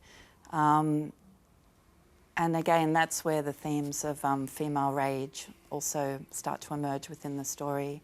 I think that rage can be celebrated as a generative force on the planet. that if we're allowed and if we're held in safe places to feel that rage, that then we can drop to far more complex emotions like grief, like an authentic longing for connectivity, a truer understanding of our innate selves. And for me personally, those spaces are infinitely creative spaces full of potential and uniqueness. And it really is about, my vision and my hope is that as healing practices develop in mainstream society, that there's a more idiosyncratic, personalised, tailored approach to the individual's journey. I wish I could capture the look on your face right now, Jenna. You're a bit excited to have Del in here, aren't you? Excited to have. But there's something so fascinating about, you know, it's almost like when women speak, what do they say? When we have a male-dominated art world, when women enter, not to be stereotyped in any sense, but what are the stories that can now be told, right? I mean, it's really wonderful. I saw your work at the National Gallery of Victoria. I think it was 30 or maybe 40 small sketches of vulvas and vaginas. And I was so overexcited and liberated by this that I was kind of gasping and talking to complete strangers about how glorious it was. This is the silliest thing, then I rang up your dealer in Sydney, I think it's Rosalind Oxley, and I said, I really want to buy one of those bits. And she goes, vagina. Well, it was beautiful. I mean, I've kind of made it. Anyhow, she said, I don't think you can afford it, darling. I can't afford them either.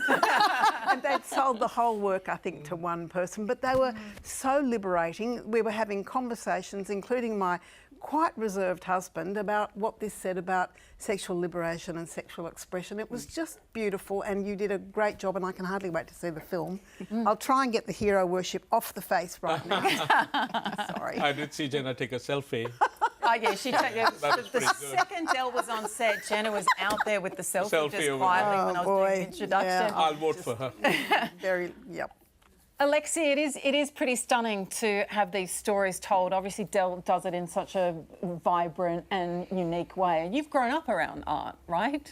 I'm blessed. I'm so lucky. My mother, who was a passionate art collector for 35, 40 years, just started out small, you know, checking out the Sydney art scene, and then she learned and she educated herself, and she went around to galleries. And I remember being dragged around to 16 or 17 galleries on a Saturday alone, and she would also see many of them during the week as well. And over time, just built up this beautiful collection of sculptures and innate art and Aboriginal art. And I sort of grew up surrounded by this ever-increasing collection, and it's got to the point where there's absolutely no wall space, and I'm surprised there's not anything hung on the ceiling, to be honest. But it is joyous to be surrounded by such a gift, and I think that we need to spend a bit more time in this ridiculously busy world with all the tweeting and the blipping things and the things that are grabbing our attention, to just stop and absorb a great work like this and take the time to really think about what the artist was doing and think about their history and what they bring with them and all of that culture and joy, and really take that time to absorb these beautiful works of art, because we're surrounded by so many of them in this country. We really need to appreciate them more and take the time and stop as humans to reconnect with that humanity. And this is a wonderful example. I can't wait to see the film. I'm really looking forward to it, actually. I might take my two daughters, actually. That would be a wonderful thing to see with them. I think it's at Tribeca as well. You could also go and visit it over there. Tom, I know that you're a musician, and we were talking before about how art and music can provide some kind of solace. It's more than distraction, right? It's kind of consolation. And yeah, how do you see it? Because you play the piano and you've studied opera singing. I did, yeah. I suppose, I mean, these days I just sort of enjoy music as an amateur and as a music lover.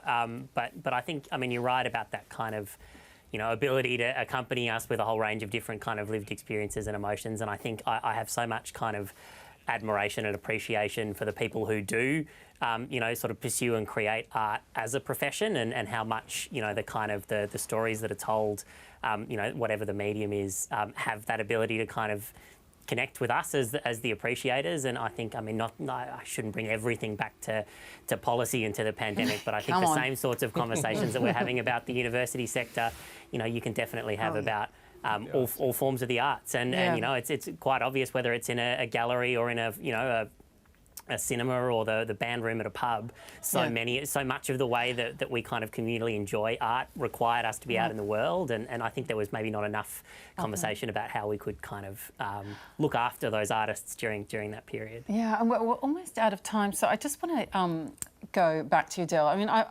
you call this, you know, you talk about it occupying a feminist space, much of your work. I saw your exhibition at Roslyn Oxley, which is on at the moment, which has all got magenta walls and floors and walls, and you said you wanted it to be like a womb. Let me put to you the question that I put to Jenna before about the stories that can be told when female artists are hung on the walls or listened to or their films are played. What has been missing? What has been missing is gender equality. 2 words, yes. Yeah. I mean, when I was offered an opportunity through Screen Australia with the Gender Matters initiative in 2014, I think the statistics then were only 8% of films being made in Australia were made by female directors. And today it's 28%. So it's a small improvement, but there's a long way to go. If I can just speak to... You've got no, 15 that's fine. seconds. Do it really quickly. I am so passionate about people experiencing art in person. Yes. It has to bypass the cerebral experience and speak to the body, to the physiological experience, to the emotional body. If you open yourself up to an immersive experience, there'll be real gifts. Yes. And you can do that if you go to art galleries, public institutions. You can do it every weekend for free. Highly recommend it. I do need to say, if anything that we've been discussing affects you, do call Lifeline on 13 11 14. They are a wonderful group. 1-800-RESPECT on 1-800-737-732. That is it. What a rich panel we had tonight. Pawan Luthra, Jenna Price, Alexi Boyd and Tom Crowley, and of course Del Catherine Barton as our guest. You're going to see Ellen with you tomorrow night with a show from Brisbane. Have an excellent evening. Good night.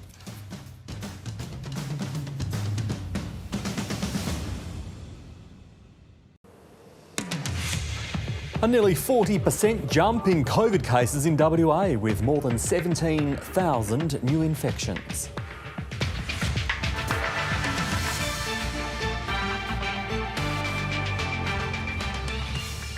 Balancing the books, cost of living concerns expected to be addressed in tomorrow's WA state budget.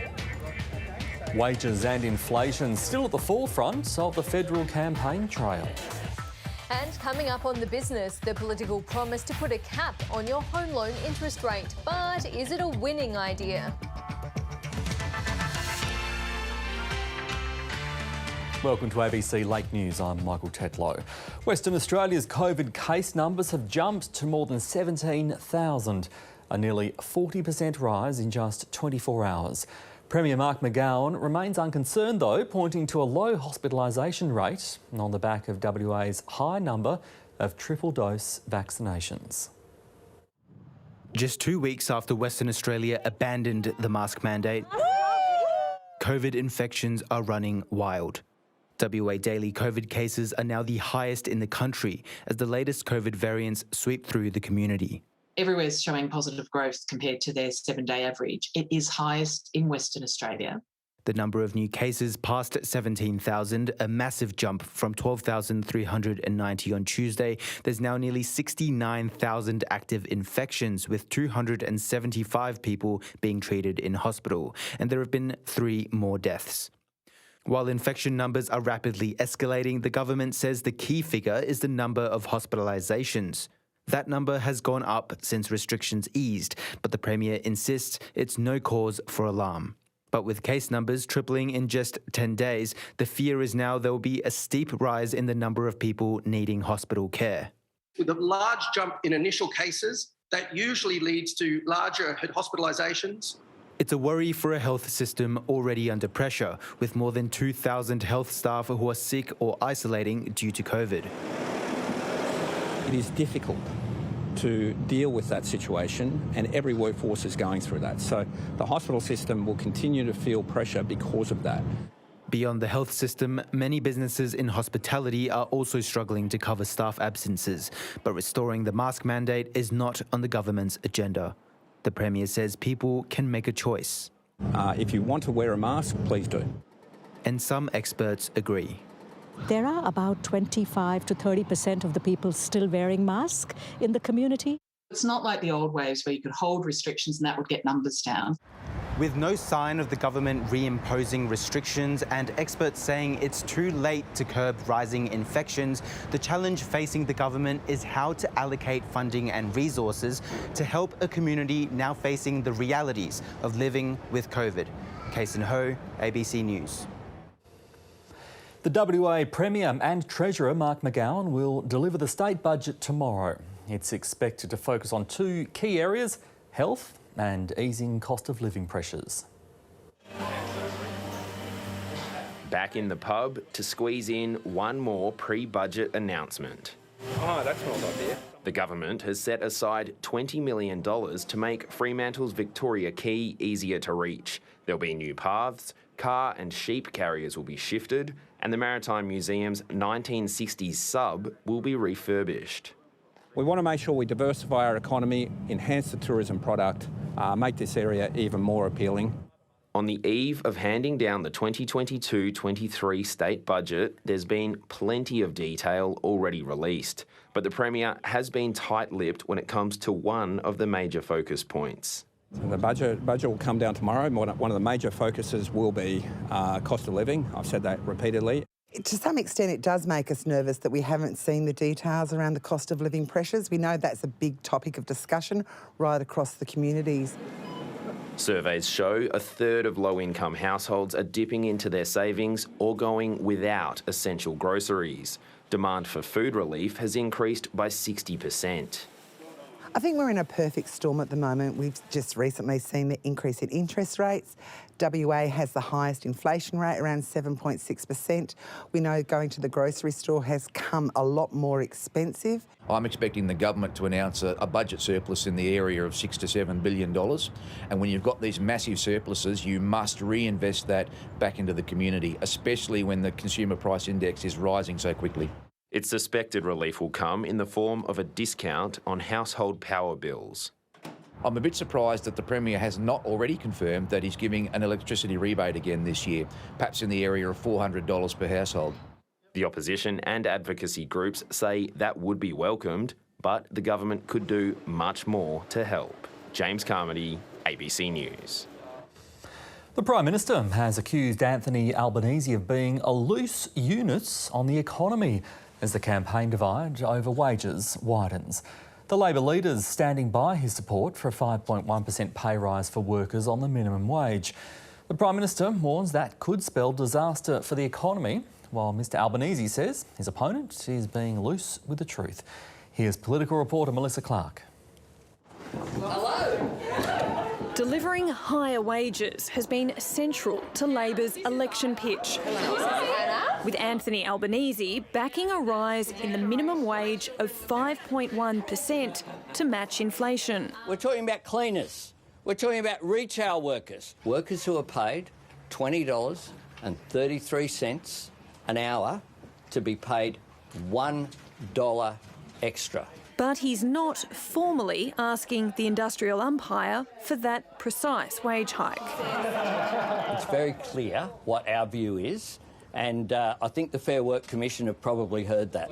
And Labor's not clear on how it will make the case for a substantial pay rise for low-paid workers. We haven't determined a final position on how we make that our view. Anthony Albanese is a loose unit on the economy. So if I take this one here. The coalition argues raising wages in line with inflation would spark economic trouble. There we go. Excellent. It would make interest rates rise even higher. It would threaten the strong growth we've had in employment. That's where all the magic happens. Even suggesting that approach, if continued, could lead to wages spiralling. What is he next proposing? If it goes to 6, they have to go by 6. And then when that pushes it up to 7, they have to go by 7. That's what causes the worst of all outcomes, which is a crash in the economy. That is not responsible. The way that you can have wages increase and profits increase whilst not putting inflationary pressure there is productivity growth. But like much in this election campaign, the policy debate gave way to personal attacks. He just runs off at the mouth. I mean, it's like he just unzips his head and he just lets everything fall on the table. I note that Scott Morrison is once again being loose with the truth. The leaders will go head-to-head in a third election debate, and both will be focused on wages. Scott Morrison convinced Anthony Albanese has a weakness on economic management. Labor equally certain the public will endorse their push for workers to have more money in their pockets. The Fair Work Commission will make its decision on the minimum wage case in the coming weeks, but the verdict of voters will come in 10 days. Melissa Clark, ABC News, Canberra. The shattered parents of a little girl who died in a Melbourne hospital say medical staff repeatedly dismissed them when they sounded the alarm about her deteriorating health. The 8-year-old went into Monash Children's Hospital with suspected appendicitis, but doctors ruled that out and she died less than 24 hours later. Can you guess my song today? Amrita Lanka loved piano and dreamed of becoming a vet. He thinks it's real. But the bright and bubbly 8-year-old went from having mild stomach pain to being critically ill in a matter of hours. And her parents say their repeated pleas to escalate her care were dismissed. If they could put more attention to her, maybe today my Amrita could be sitting next to me. On April 29, Amrita was nauseous and had a fever. A GP referred her to Monash Children's Hospital with suspected appendicitis. She was admitted in the afternoon, and by 9 o'clock, hospital staff had ruled out the condition, instead saying it was gastro. She was put on an IV drip and told she could be home by morning, but something immediately felt wrong. My daughter, she's complaining hard breathing. Can someone come and have a look? Her mother says she pressed the assistance button 5 times throughout the night, and every time she was told the same thing. They told, she got empty stomach, she did not have any food for 2 days, so it's common. You need not worry. But by 6 a.m, she was critical and went into cardiac arrest. Because I wanted to know her last wish, she said, no, I don't want anything. We really looked after her very well. So she was happy with the life we gave to her. Amrita Lanka died at 10:17 that morning, 21 hours after she entered the hospital. I'm told the staff who cared for Amrita are shaken by the incident as well, because right now no one knows what caused her death. Monash Health is conducting a full clinical review, while both the coroner and Safer Care Victoria are investigating. The trust that I had in the system here, that's broken now. A family desperate for answers as they mourn the loss of their little girl. Cameron Gock, ABC News, Melbourne. More than 90% of coral reefs surveyed on the Great Barrier Reef have suffered some form of bleaching this summer, according to a new report. It's the reef's 4th mass bleaching event in 7 years and the first to occur under La Niña conditions, which historically bring cooler weather. The Marine Park Authority's annual snapshot says 91% of reefs surveyed in March experienced bleaching, but early signs suggests a low mortality rate. If the 2022 event follows the pattern of the 2020 and we see very little coral mortality as a consequence, then that will be relatively good news even in this concerning situation. Environmentalists are urging more action by both major parties to lower emissions to ensure the reef's long-term survival. Sri Lankan troops have been ordered to shoot anyone threatening public safety as violent protests spread. The country's president is facing growing pressure to resign. His brother, the Prime Minister, stepped down from his post earlier this week. South Asia correspondent Avani Dias reports. A tourist resort belonging to one of the sons of the former Prime Minister burning to the ground. Dozens of houses owned by politicians in the capital, Colombo, have been set alight by anti-government protesters. The Prime Minister, Mahinda Rajapaksa, resigned earlier this week. He had to be rescued when his official residence was stormed shortly afterwards. The protesters defying a curfew are demanding the president, Gotabaya Rajapaksa, also resign. He's the brother of the Prime Minister, and they're being blamed for leading the country into its worst economic crisis since independence in 1948. No education, no food, economy is at a standstill. The South Asian island nation has been seething for more than a month as protests over a lack of basic services spread from the capital to the countryside. And now soldiers have been given the order to shoot anyone looting property or endangering lives. The order came after 8 people were killed in violent clashes on Monday. Supporters of the Prime Minister attacked anti-government protesters. More than 200 were injured, many had been beaten up. It shouldn't be happening in this country. They want bloodshed again in this country. And people are suffering, and the people are living with 1 meal per day. Can you imagine? Can you imagine? Former Prime Minister Mahinda Rajapaksa, once celebrated as a war hero for defeating the Tamil Tiger rebels, is now a villain to many in his country.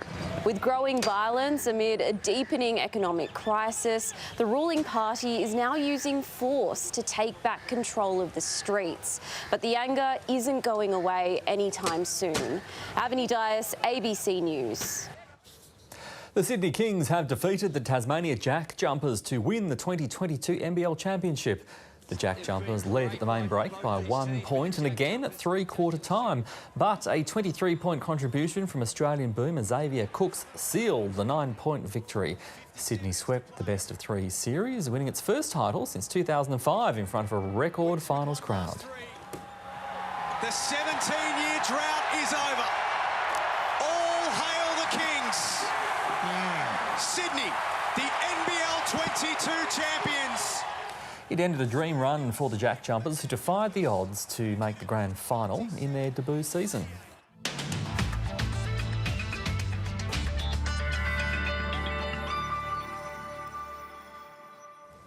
A rainy night and day ahead for Perth with a top of 18 degrees tomorrow. Partly cloudy for both Darwin and Adelaide. A cloudy 19 in Hobart. A shower or two developing in Melbourne. Showers and 23 in Sydney. Rain and 24 for Brisbane. That's ABC Late News to the moment. I'm Michael Tetlow. Thanks very much for your company. Stay with us now for the business.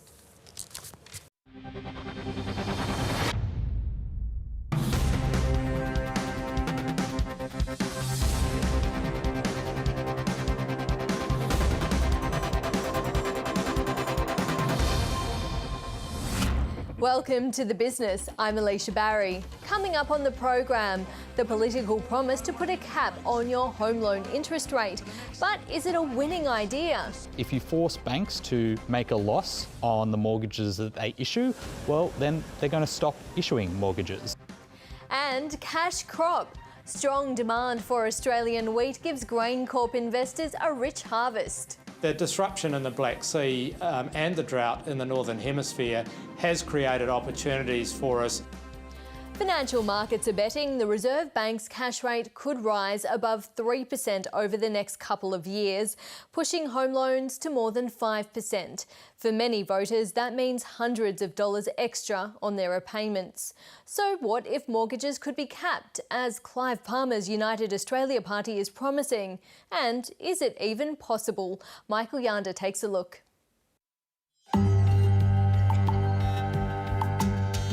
Interest rates are rising and mortgage repayments are set to soar, so this might sound like a good idea. We'll pass a law limiting all home loan interest rates to be below 3% for the next 5 years to save your home and Australia's way of life. But is this even possible? Former Reserve Bank economist Zach Gross says there are a few ways it could be done. The first is just to have taxpayers fund the difference between what the banks are charging and that 3% upper limit, but that would be very expensive to the federal budget. If you want to do it for 2%, that's $26 billion, and you want to do it for 5 years, well, you're getting well above $100 billion. Liberal and Labor have racked up a $1 trillion debt. This will trigger interest. For a party campaigning against the nation's soaring debt levels, this doesn't seem to add up. I think we can legislate to limit home loans, because if you look back in the 60s and the 70s, that's how the interest rates operated in this country. An economic grind in which crippling mortgage repayments have gobbled up a bigger and bigger share of the family income. Former Reserve Bank board member John Edwards bought his first home in that era and says things didn't work too well back then. Well, first of all, you'd beg some of it from a bank, and reluctantly they'd give you some. But you had to get more to actually buy a house, and often a real estate agent would say, look, we can get the rest of this money from a lawyer's office, but it'd be a higher rate and a shorter term. Zach Gross says it probably wouldn't work any better now. If you force banks to make a loss on the mortgages that they issue, well, then they're going to stop issuing mortgages. There is a third way to lower mortgage costs. UAP leader Craig Kelly says the government could raise money by selling Treasury bonds at very low interest rates and on lending that cheap cash to retail banks. The problem is the current bond rate is already above 3% and no investors would take a lower return. Another option would be for the Reserve Bank to issue cheap loans, as it did during the pandemic. But the government would probably need to use the Reserve Bank Act to order the central bank to adopt this policy. This has never happened, and there's a good reason why. Before the government gave the Reserve Bank full independence in the early 1990s, inflation frequently got out of control. So there's no free lunch to be had here. We could force the RBA to issue more funding to banks in order to lower mortgages, but it would come at the cost of higher inflation and be quite costly to the rest of Australia. Zach Gross says it could undermine the Australian dollar and threaten the whole financial system. I'd say there's a small probability of hyperinflation, but if you wanted to go about causing it, this is exactly what you would do to do so. There's one final thorn in Clive Palmer's plan for a 3% mortgage cap. There would be a very small outside chance that you could get up in Queensland where he's the lead candidate, but other than that, the UAP has no realistic chance of winning a seat anyway. That means there'd be absolutely no pressure on the next government to back any UAP policies. And we contacted the United Australia Party for comment and didn't get a response. In the absence of an interest rate cap, mortgage rates are heading higher, and that's spooking households. The latest read on consumer confidence shows it tumbled 5.6% on fears of further rate rises. That's the biggest drop since June 2015, sending it to its lowest level since August 2020 when COVID lockdowns were hitting Victoria. This month, it's the prospect of a higher cost of living and rising mortgage rates that have knocked families' faith in their spending power. Trade disruptions from the Russia-Ukraine war have helped agribusiness GrainCorp deliver a 5-fold increase in half-year profit. The grain handler and oilseed producer made $246 million in the 6 months to March on the back of a 50% jump in revenue. Shareholders will be rewarded with an increased interim dividend and a special dividend, 24 cents in total and 3 times the payout a year ago. I spoke with CEO Robert Spurway, who says the conflict in Ukraine was only one reason for the bumper result. Look, it's certainly a feature, but I think if you look at the full half, we were already seeing the benefit of a second bumper crop in Australia. We'd seen drought in the Northern Hemisphere, which was creating good demand for Australian grain. More recently, of course, since late February, the Black Sea exports have been disrupted, and that's extending the demand opportunity and the pricing for Australian grain. But it's not perhaps a huge feature in the result itself. One of the really strong performance features of the business has been the resilience of our supply chain and the fact that we've been able to meet those opportunities that exist around the world by exporting Australian grain to customers who need it most. Well, who are the new customers or new markets that you've acquired as a result of the disruption to the Black Sea trade route? Look, it's difficult to be specific about that. We've had a diversification of our markets over about the last 3 or 4 years, where we've moved from exporting to about 30 different countries to around 50 countries. And I think that diversification's been important. The disruption in the Black Sea and the drought in the Northern Hemisphere has created opportunities for us in areas like the Middle East and Africa, where often freight costs make it less economic for Australia. So at the moment, Australian grain is competitive in most markets around the world. How long could this Black Sea trade route be disrupted for? The disruption in the Black Sea is likely to prevail for some years to come when you consider the damage to infrastructure in Ukraine, the rebuild effort that's required there, and the fact that hostilities continue to this day. It's very tough for our Ukrainian team, but it does mean that demand and supply is going to be disrupted, and that creates opportunities for Australian grain. You mentioned you have a small team in Ukraine. What's the situation there? Our focus from the outset of hostilities breaking out in late February has been on the safety of our team. We've got about 15 people based in Ukraine. All of them have moved out of Kyiv to the relative safety of Western Ukraine, and we've facilitated the movement of some of them to other parts of Europe and the UK. Grain prices are skyrocketing, close to doubling since January. How are these prices feeding into the cost for consumers? Look, there's a big conversation around the world about inflation, and inflation driven by both energy costs and increasingly by food costs. So that is certainly going to put pressure on a number of companies and a number of participants in the supply chain. I think we're yet to see the full impact of that flow through to consumers, not just in Australia but around the world. Importantly, GrainCorp's business model is very resilient to that inflationary pressure because of the way we trade in commodity prices and the resilience we have against those sorts of factors in our own business.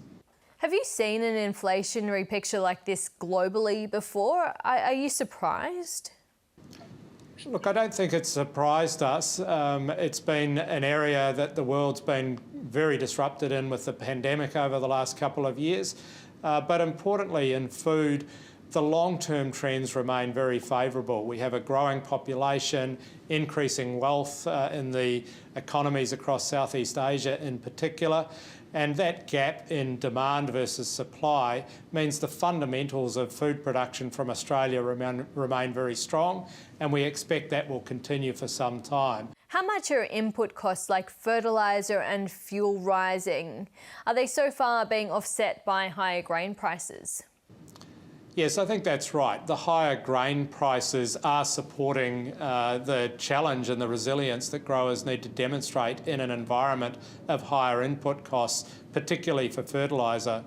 The drivers and the incentives are still very much there for full production of grain, and the weather patterns across Australia and the East Coast in particular, with a full soil moisture profile, mean that the potential is there for another very big crop going into financial year 23. So that's a good position for the industry to be in. As I said, we're not really seeing any cost pressures within GrainCorp. We're planning ahead, and the important thing is that our supply chain is showing tremendous resilience, making the most of the opportunities for that demand that exists around the world at the moment. And what about your growers' access to farm workers? Is that an issue? With unemployment levels around 4% across Australia and perhaps even a tighter labour market in some regional areas, it's been a challenge not just for our business but for the whole of the sector. So we'll remain committed to doing our part to attracting people into the sector, providing them with the training and the opportunity for employment in the future. That's going to be important, as I said, for the whole sector. What's the outlook for the full year? Earnings expected of between 590 and 670 million. That'll be a record result for the full year for GrainCorp. Our teams are working very hard to make sure that we continue to perform well and deliver strongly against that guidance. Robert Spurway, thank you for your time. Thank you. News of declining COVID cases in China helped lift the mood on the Australian share market late in the session. The All Ords added 0.25% and the ASX 200 gained 1/5. The Australian dollar is buying 69.63 US cents, but CBA analysts have warned that the dollar could fall by a further 5 US cents if China's lockdown continues for several more months. Anna Milne from Wilson Asset Management joined me after the market closed. Anna, the market recovered its earlier losses. What were the factors behind the late gain? Yes, the market did recover from earlier losses today, though it's still closed around broadly flat. We think from here the market will continue to trend lower, driven by a few factors such as supply chains not abating, commodity prices remaining elevated, and consumer and business confidence beginning to wane as these interest rate hikes play through the market. From the market's view, the fixed income market is pricing in interest rate hikes appropriately, though we don't think we've seen this economic slowdown fully priced in through earnings revisions, so we do still think that the path of least resistance is lower from here. I spoke to the GrainCorp boss earlier, but was there any other company news of note today? So CSL traded well today for a couple of reasons. Firstly, its consumables supplier Haemonetics reported overnight, and this was the third data point in the last week suggesting that plasma collections have reached pre-COVID levels. And also the US Court of Appeal overturned a decision on the Mexican-US donor case, and this will be positive for the name as it accounts for around 5 to 10% of total plasma collections. So both of those are positive for CSL. I think also of interest was CSR, which reported today. They said that Resi is continuing in strength and they have visibility over the next 12 months for it to continue to do this. And then non-Resi and the rest of the market is beginning to pick up, which is new news. And that has traded quite poorly into the results, so this is a positive for the name and it has traded well today. And offshore, Chinese inflation data was out. Both the factory and consumer price data exceeded expectations as lockdowns really hamper supplies there. Yes, so they did both exceed expectations. The CPI print, so the consumer print, is still relatively low compared to the rest of the world at around 2%, but the producer index at around 8% is more in line with the rest of the world, and that is driven by commodities such as iron ore and oil and gas. Interestingly, the electronics component was actually flat on last month, which suggests that the widespread lockdowns haven't had a big impact, although some question the reliability of this data. And Anna, the big one for investors tonight is the US inflation number. What's expected? That is absolutely the number to watch tonight, as it will inform the Fed's decision-making about the speed and the amount that they will be hiking, whether it's 50 bips, 75 bips or 25 bips.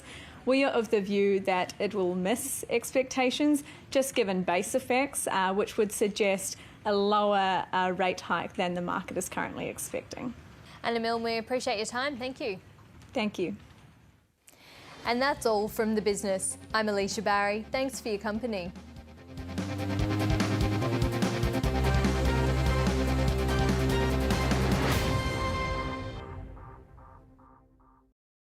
Comedian Griff Rhys-Jones is taking in an immense, huge and almighty land. This truly is Canada. Magnificent. The only way. Oh! Did you hear that? He knows how. Welcome aboard, sir. Thank you. What we're using is what nature provides. It looks like magic to me. Griff's Canadian Adventure, Saturday at 6 on ABC TV and ABC iView. At election time, we all come together to help choose a direction for Australia's future, so it's important that you understand how to make your vote count. For the federal election, you need to complete 2 ballot papers, a green one for the House of Representatives and a large white one for the Senate. On the green ballot paper, put a 1 in the box beside the candidate who is your first choice, then a 2 in the box beside your second choice, and so on until you've numbered every box. On the white Senate ballot paper, put a 1 in the box above the line for the party or group that is your first choice, then a 2 in the box for your second choice, and so on until you've numbered at least 6 boxes. Or you can choose to vote below the line by numbering at least 12 boxes for individual candidates in the order of your choice. Make sure you know how to vote correctly, because your vote will help shape Australia. To learn more, visit aec.gov.au or call 132326. Authorised by the Electoral Commissioner, Canberra. Everybody say babies! Babies! A new season brings new joy. Congratulations. And new romance. What's all this? The evidence suggests you've got an admirer. But it's not all celebration. Nonata's house is going private. We have to find another way ahead, or Nonata's house will not be serving anyone. And faith will be tested. It is not my body that has failed. Call the Midwife. Saturday on ABC TV and ABC iView.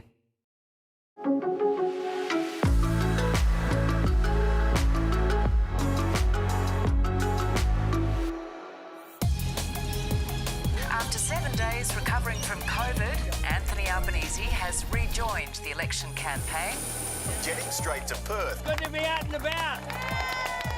Both leaders back on the campaign trail. Scott Morrison is in Tasmania with a promise about... You may not like everything we've done. You may not like me that much. But that's not the point. The point is, you know what our plan is. Released out. A recharged Anthony Albanese made his first appearance in the West. How simple is this? Anthony Albanese hoping by focusing on the West, he'll be able to pick up Liberal seats of Pearce, Swan and Haslett. Halfway through the campaign, but still weeks from the finish line. There are plenty more stunts and site visits to come. Whoa! It's going to be a good day.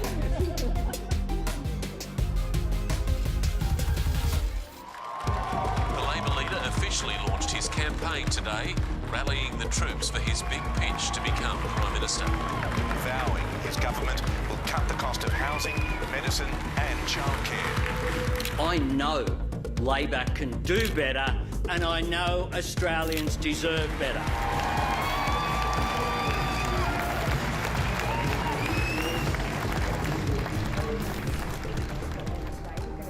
Labor wants to make gains in Queensland and Western Australia if it's to take government.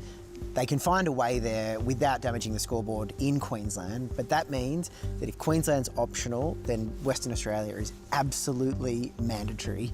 So it's probably unsurprising that Anthony Albanese gets out of quarantine, he flies west, charges into the stadium, has a couple of COVID coughs and launches into his pitch in parochial Perth. One strategist said to me, voters in Melbourne and Sydney probably wouldn't know where a leader launched their campaign, but in Perth people take notice, and I think they really did.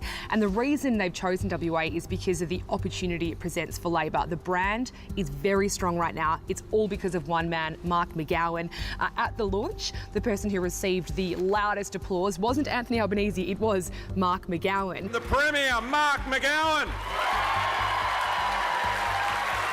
It's going to be a challenge because for decades at a federal level, WA has been a reliable Liberal bastion. It's a Liberal stronghold. So to pinch Pearce and Haslett from the Liberals, they're going to need to get swings they haven't seen since the 2007 Rudd slide. It's the first sort of general presentation of the whole Labor plan as relatively thin as it is compared to Bill Shorten's manifesto, which was bulging with policies on almost everything, which became a problem for the Labor Party. It was optimistic in tone, and that was important compared to the general negativity of this campaign. It was also an opportunity for Anthony Albanese to be presented as part of that continuum of Labor leaders. You had Kevin Rudd there, Anthony Albanese's great friend, and then you had Paul Keating, with whom he's had some philosophical differences over the years, but Paul Keating swallowed those differences, flew over, the Nullarbor was there in Perth, and it was all happy families for an afternoon at least. Cost of living relief was front and centre on the campaign trail. This is designed as hip pocket relief in a week where cost of living has been in. Cost of living are three words that you hear endlessly, day in, day out. So we are seeing many things impact on the cost of living. A whole range of factors that impact on people's cost of living. Tuesday's meeting is likely to see the first official rate rise since 2010. There's a searing spotlight on the Reserve Bank today. In just a moment, the RBA will hand down its monthly decision on interest rates. There's a media conference from the Reserve Bank, I believe, at 4 p.m. It's pretty unusual for them to do that. The Reserve Bank Board increased the cash rate by 25 basis points to 35 basis points. I sympathise with Australians as they face higher cost of living pressures. If only you could pay your mortgage with Scott Morrison's excuses. Has your government just lost this election? Of course not. Claire, that was a pretty significant press conference we were at just a minute ago. I think it was definitely the first time I've seen the Prime Minister really a bit rattled on the campaign. Yeah, he wasn't sure where he was looking at points of that, was he? No, stumbled over his words a bit more than normal, a few more pauses before he actually gave an answer because he was really trying to think of what to say. And one of the interesting things as well, isn't it? They've been wanting to campaign on the economy, and then within 1 week we've had record inflation figures, wholesale electricity prices going through the roof, and now an interest rate increase. This is going to hurt him at the election? Well, it's clear he's trying to chart a course here where he says, you know what, I know it's bad right now, but you want us in charge of it being bad rather than being blamed for it being bad, which is more of a complex, nuanced argument that isn't one that I think he's traditionally favoured. So it will be harder to sell, I think. Yeah. Less bells an issue? Maybe. And I think actually what's going to happen is in the next week, Australians are going to get a letter from their bank that says this is how much your mortgage has gone up. And they're going to think, who do I blame for this? I'm about to go and vote. And I don't think that everyone will give Morrison the sort of free pass for having got us through the pandemic as he tries to argue. Mortgage holders are facing months of rate rises with monthly repayments to soar. The RBA board upped its official rate by 0.25%, the first hike in more than a decade. In breaking news, the National Australia Bank has just joined the other big banks in passing on the Reserve Bank's 25 basis point interest rate rise in full. The Reserve Bank Governor insisted the election played no role in its decision to raise rates in the middle of an election. Now, that might well be the case, but the result of that was always going to be political, and you could just imagine being in Scott Morrison's office when he got the news. 2 weeks out from an election, things are going up. It's the dominant theme of this election campaign, and so this interest rate rise has kind of, hit the campaign like a grenade. So what we saw was the Prime Minister trying to at least shore up some votes. He said he'd protect pensioners by freezing deeming rates, so that would ensure their pensions were unaffected by the rate rise. But then what did Labor do? It matched it, so it sort of neutralised that policy measure for the coalition. There's quite a theme from the week of Labor really wanting to match what the coalition was doing on access to cheaper medications, on access to a seniors healthcare card. It knows that Scott Morrison is going to try and turn this environment of things are getting more expensive, who do you trust, from a defensive position into a politically offensive. Yeah, there's a couple of things going on here. Labor wants to blame the government for cost of living pressures. It wants to blame the government for some of the inflationary pressures too, and yet the Prime Minister was pointing out to some of the spending to which Labor was pointing, Labor actually supports. So which is it you don't, he asked. But this does point to another really concerning element of the Philip Lowe statement, and that was that he was saying that inflation was going to get to 6%, which is double wage growth. And what does that mean? People are going backwards. People will go backwards well after the May 21 election. Look out. There we go. One of Labor's most high-profile women finally appeared alongside the Labor leader. Dispelling suggestions that Tanya Plibersek has been sidelined in this campaign. I've been travelling around the country, working very hard.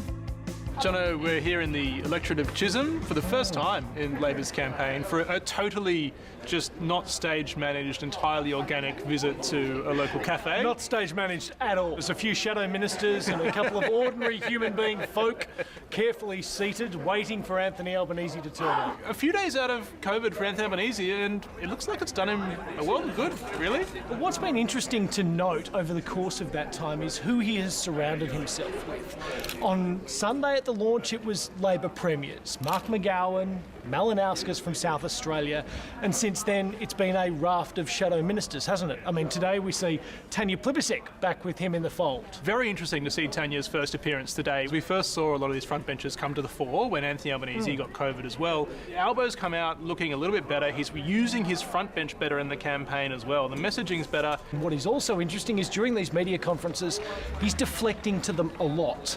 Anthony Albanese will hear a phrase, hear a word, and he'll shift either to Jason Clare or to Tanya Plibersek, as we saw today. So there's a lot of interesting dynamics unfolding in this. And I think it'd be very interesting to see how Labor HQ manages Anthony Albanese and his public appearances throughout the rest of this campaign. The coalition is again defending its handling of the Solomon Islands China security agreement. Vanessa Sogavare says his people are being treated like kindergarten students walking around with Colt 45s. So, Greenie, both national security and the economy have been dominant features of this campaign, but neither in the way that Scott Morrison would have hoped. This whole election was being billed by the coalition as a khaki campaign, one of their strengths, but that dramatic intervention by Solomon Islands in signing a security agreement with Beijing has really thrown a spanner in the works for the government. This week we've seen the Solomons Prime Minister, Manasseh Sogavare, really ramp up his rhetoric and taking shots at Australia this time. We are threatened with invasion, Mr. Speaker. And that's serious. Accusing Australia of treating his Pacific nation as kindergarten children and really drawing comparisons with the Cuban Missile Crisis, all sorts of pretty inflammatory language. Scott Morrison seemed to suggest, though, that he wasn't contacting or reaching out to Sogavare based on advice from our intelligence agencies. Is there any way to salvage this relationship if the two leaders aren't actually talking? It's a pretty extraordinary standoff when you think about the long history Australia's had with the Ramsay intervention into Solomon Islands, the fact that Australian police and soldiers were deployed so quickly to Honiara after last year's riots. It's really a bit unsettling that these two leaders can't speak to each other. Is there any way to end that sort of stalemate? I'm not sure what you do, because it's pretty clear that Sogavare is now well and truly in Beijing's camp. There is a hope in the Australian intelligence and foreign circles that perhaps China will stuff this up and do something clumsy diplomatically, and again the Solomons will drift back into Australia's orbit. Historically there's been a really good relationship, but the relationship between Manasseh Sogavare and Australia, that's the poisonous one, and that's the one that's really difficult to improve. Good morning. Hi. Hello. How are you? How are you today? Well, let's have a look around. Yep. Scott Morrison and Anthony Albanese are working hard for every vote. Tea? Loading down on the campaign, planes and buses circled through and around only one place. Hello, hi. Hello. Nice to see you. Hi, Anthony. How you doing? Both leaders are campaigning in key battleground seats today, talking about the constant 120Ks around about. 120Ks, that'll do. Now you're filming me and I'm filming you. That's right, yeah. Well, let's get a cup of tea. Thank you. There's a cup of tea down the back.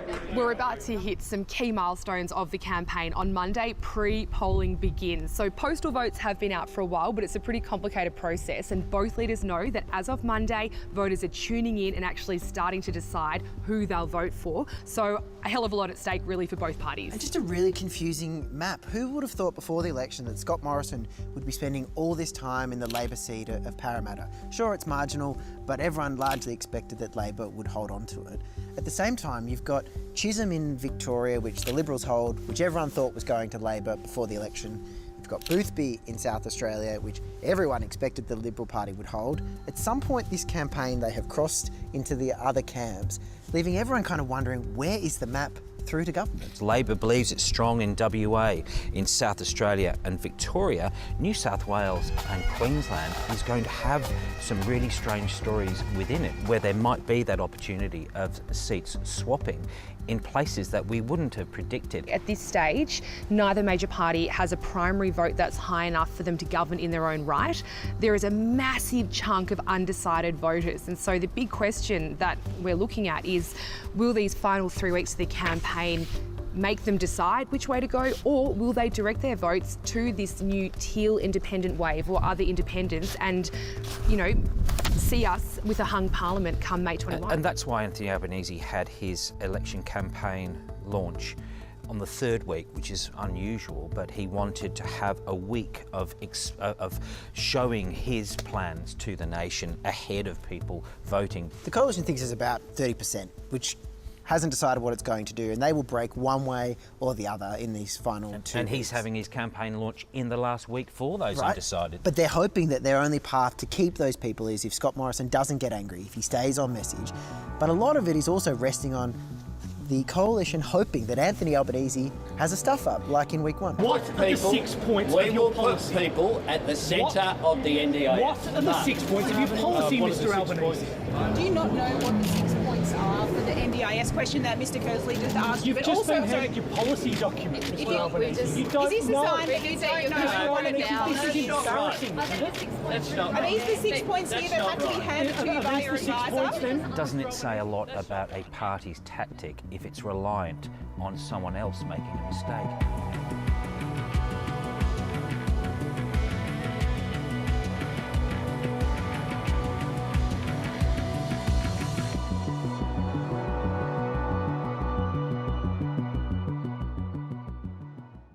May 21, Australia decides. Together we can build a better future. Strong economy means a stronger future. Who will be our next PM? Because we're backing you.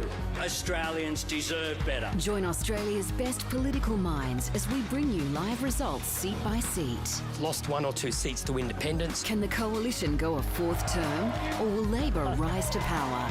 Australia votes. Saturday, May 21 on ABC or live stream on ABC iView. It's such a scary thing, feeling like you're not in control of your mind. I would put myself in the fetal position. It was terrifying. In a unique social experiment, 7 strangers will expose their deepest fears. It takes a lot to come out and talk about mental health. Can art and creativity heal invisible wounds? Hosted by Natalie Bassingthwaite. Look at this! With some of Australia's best-known artists. All will be revealed. Space 22 starts Tuesday on ABC TV and ABC iView.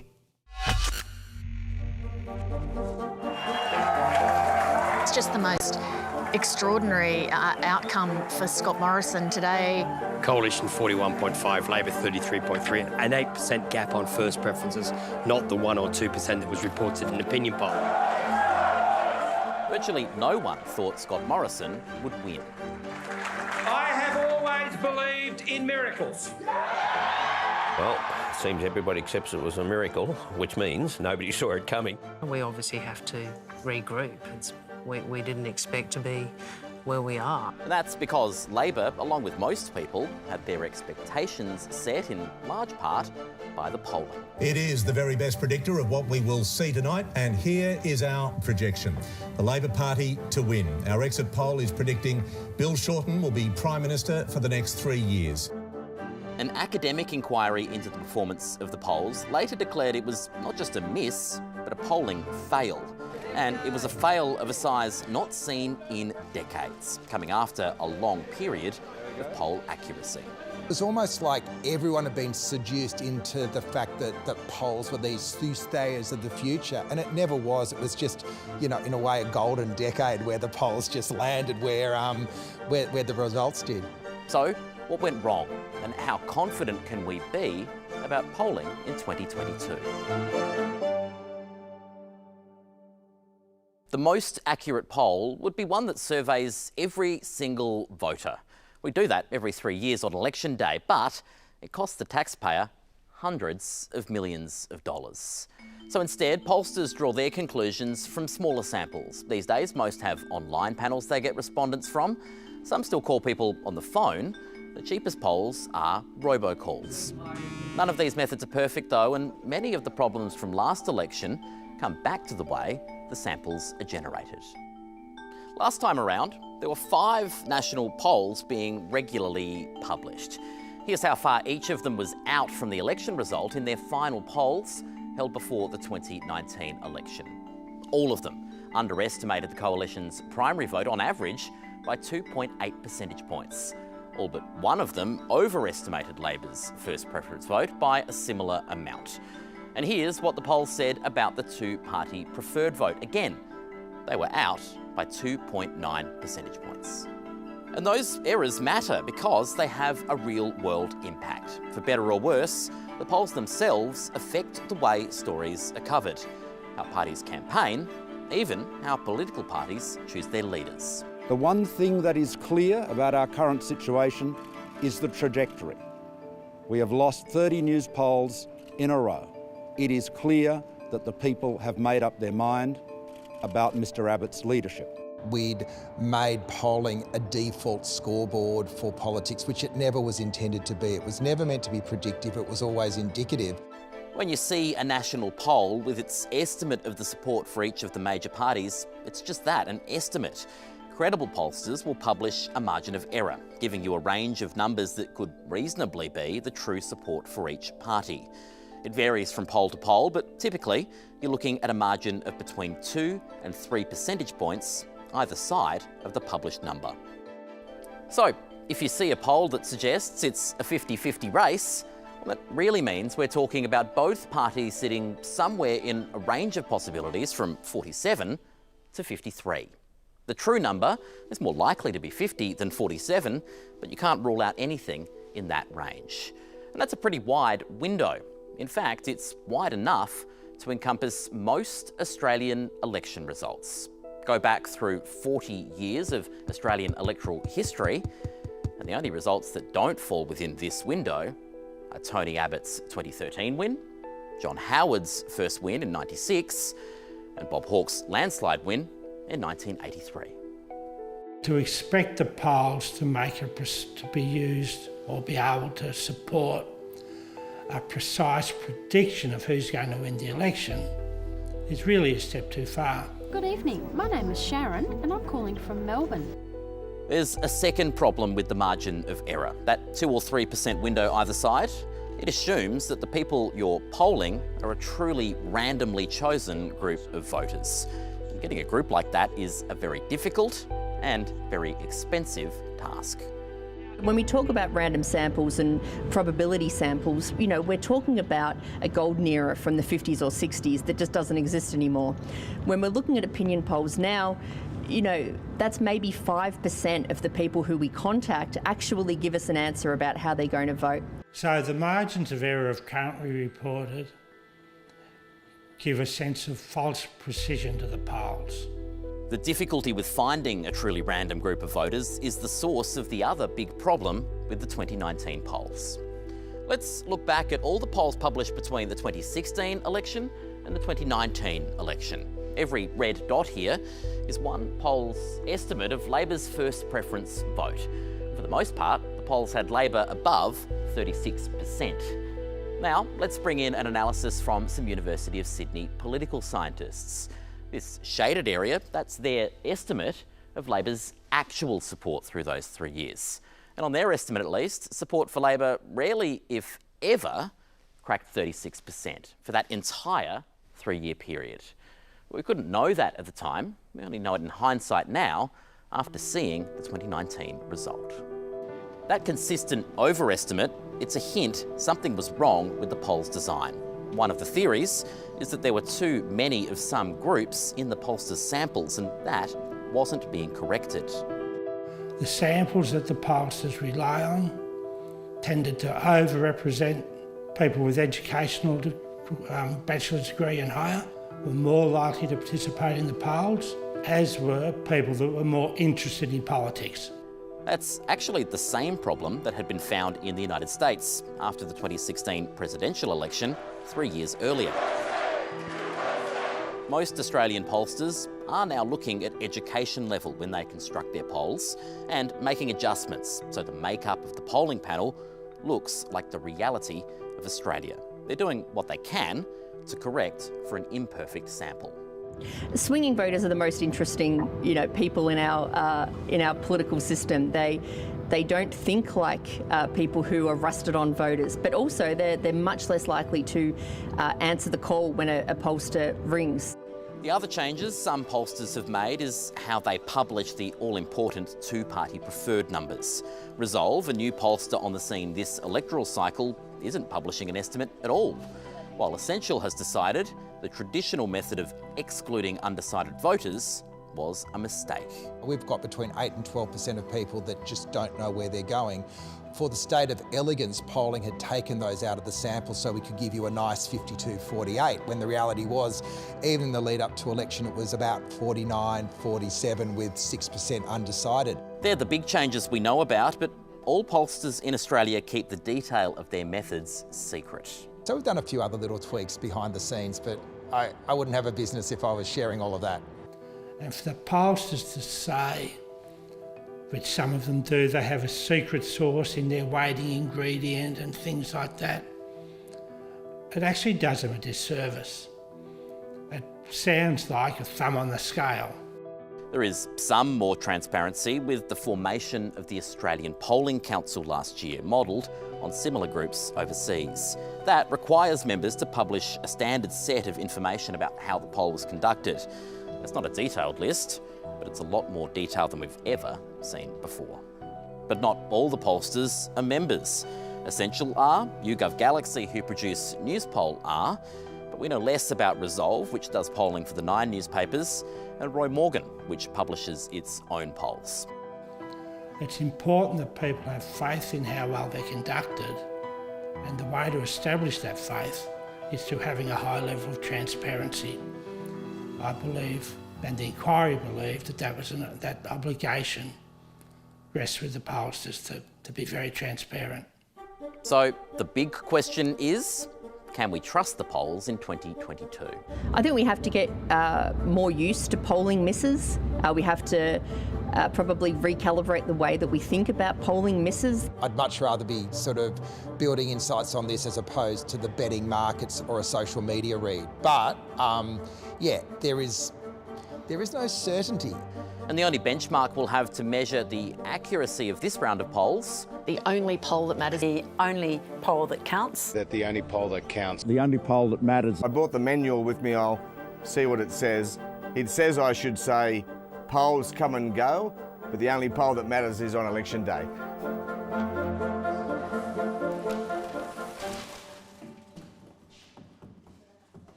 It's the daily destination for everything election. It's about Australians and the decisions they're making. We go beyond the campaign trail. Good to be out and about. And speak with all the key players. You don't believe your own government's commitment. If it looks like a duck and it quacks like a duck. Plus, expert analysis on the seats that could decide the result. For the latest in your electorate and around the country. Greg, plenty to talk about. Join Greg Jennett and Fran Kelly for Afternoon Briefing. Weekdays at 4 on ABC News and ABC iView.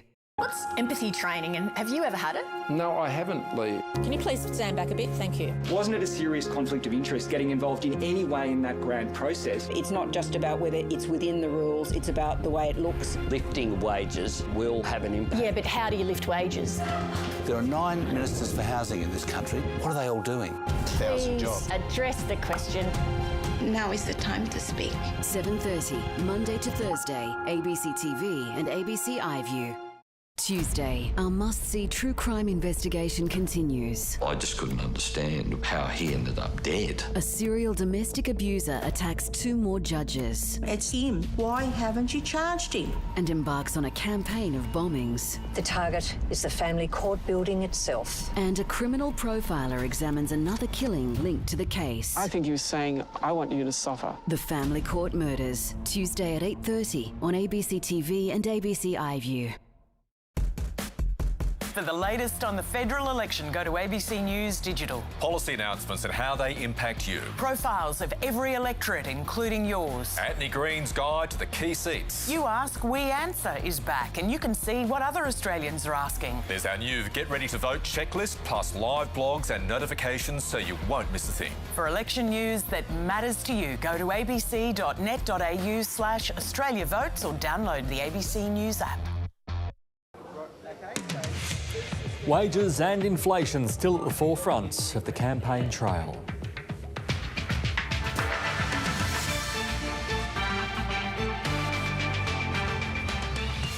Queensland's north coast drenched by heavy rain. The Weather Bureau expecting records to be broken.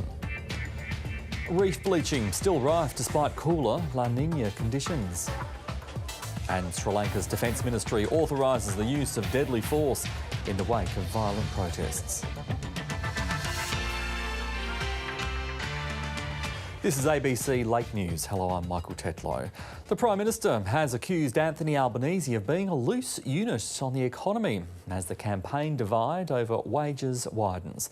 The Labor leader's standing by his support for a 5.1% pay rise for workers on the minimum wage. The Prime Minister warns that could spell disaster for the economy, while Mr Albanese says his opponent is being loose with the truth. Here's political reporter Melissa Clark. Delivering higher wages has been central to Labor's election pitch, with Anthony Albanese backing a rise in the minimum wage of 5.1% to match inflation. We're talking about cleaners. We're talking about retail workers. Workers who are paid $20.33 an hour to be paid $1 extra. But he's not formally asking the industrial umpire for that precise wage hike.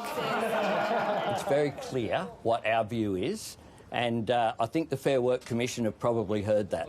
And Labor's not clear on how it will make the case for a substantial pay rise for low-paid workers. We haven't determined a final position on how we make that our view. Anthony Albanese is a loose unit on the economy. So if I take this one here. The coalition argues raising wages in line with inflation would spark economic trouble. There we go. Excellent. It would make interest rates rise even higher. It would threaten the strong growth we've had in employment. That's where all the magic happens. Even suggesting that approach, if continued, could lead to wages spiralling. What is he next proposing? If it goes to 6, they have to go by 6. And then when that pushes it up to 7, they have to go by 7. That's what causes the worst of all outcomes, which is a crash in the economy. That is not responsible. The way that you can have wages increase and profits increase whilst not putting inflationary pressure there is productivity growth. But like much in this election campaign, the policy debate gave way to personal attacks. He just runs off at the mouth. I mean, it's like he just unzips his head and he just lets everything fall on the table. I note that Scott Morrison is once again being loose with the truth. The leaders will go head-to-head in a third election debate, and both will be focused on wages. Scott Morrison convinced Anthony Albanese has a weakness on economic management. Labor equally certain the public will endorse their push for workers to have more money in their pockets. The Fair Work Commission will make its decision on the minimum wage case in the coming weeks, but the verdict of voters will come in 10 days. Melissa Clark, ABC News, Canberra. A veteran bikie boss remains in a critical but stable condition after being gunned down in a Western Sydney gym. The Comanchero kingpin's brother was killed in the ambush. And as Mark Reddy reports, police warned the pair only days ago their lives were in danger. A getaway plays out on a quiet street in Greenacre. Two gunmen jump out of a car. One runs away, the other tries to set it on fire, but fails. And so he tries again, and then... The explosion was so big, it shook houses. We sort of watching TV, and then suddenly we heard a loud bang. All of a sudden, when we actually look out, it's actually a bonfire, basically, in the car. Parents with young children watched on as flames took hold and the shooter took off. A second getaway car was also set alight in Barella. 20 minutes earlier, they opened fire on a crowded gym in Auburn. Comanchero bikie Tariq Zahed and his brother Omar were the targets. I just tried to hide myself behind the treadmill, and I just scared I will get shoot. Peppered with bullets, the 41-year-old was shot in the chest, legs, arms and head and managed to survive. Police and paramedics were unable to revive his 39-year-old sibling. Two gunmen are on the run. That is quite shocking, it is disturbing and it is unacceptable. Police have several theories, including that this shooting could have been in retaliation for the murder of Mahmoud Ahmad less than 2 weeks ago. We are talking about a small number of people who are causing fear in our community, and we will not tolerate it.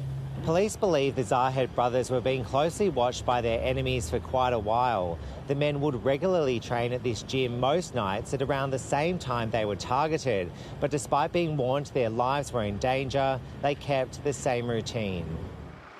In less than 2 years, at least 10 people have been killed in gang-related violence.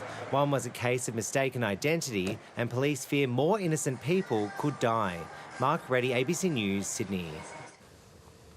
A woman has died in North Queensland after floodwaters swept her car off the road. Intense rainfall has pummeled the coast, breaking records and causing major flooding.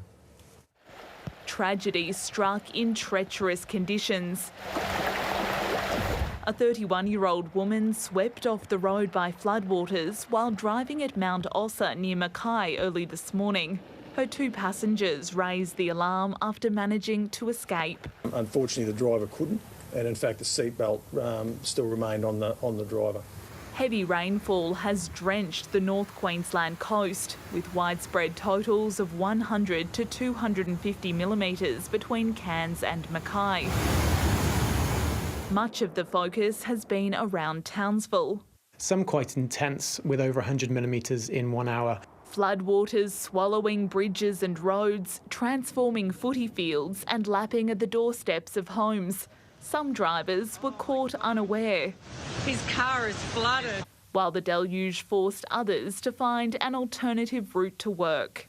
We kind of just got to park up and grab all our tools and catch the boat over through the water.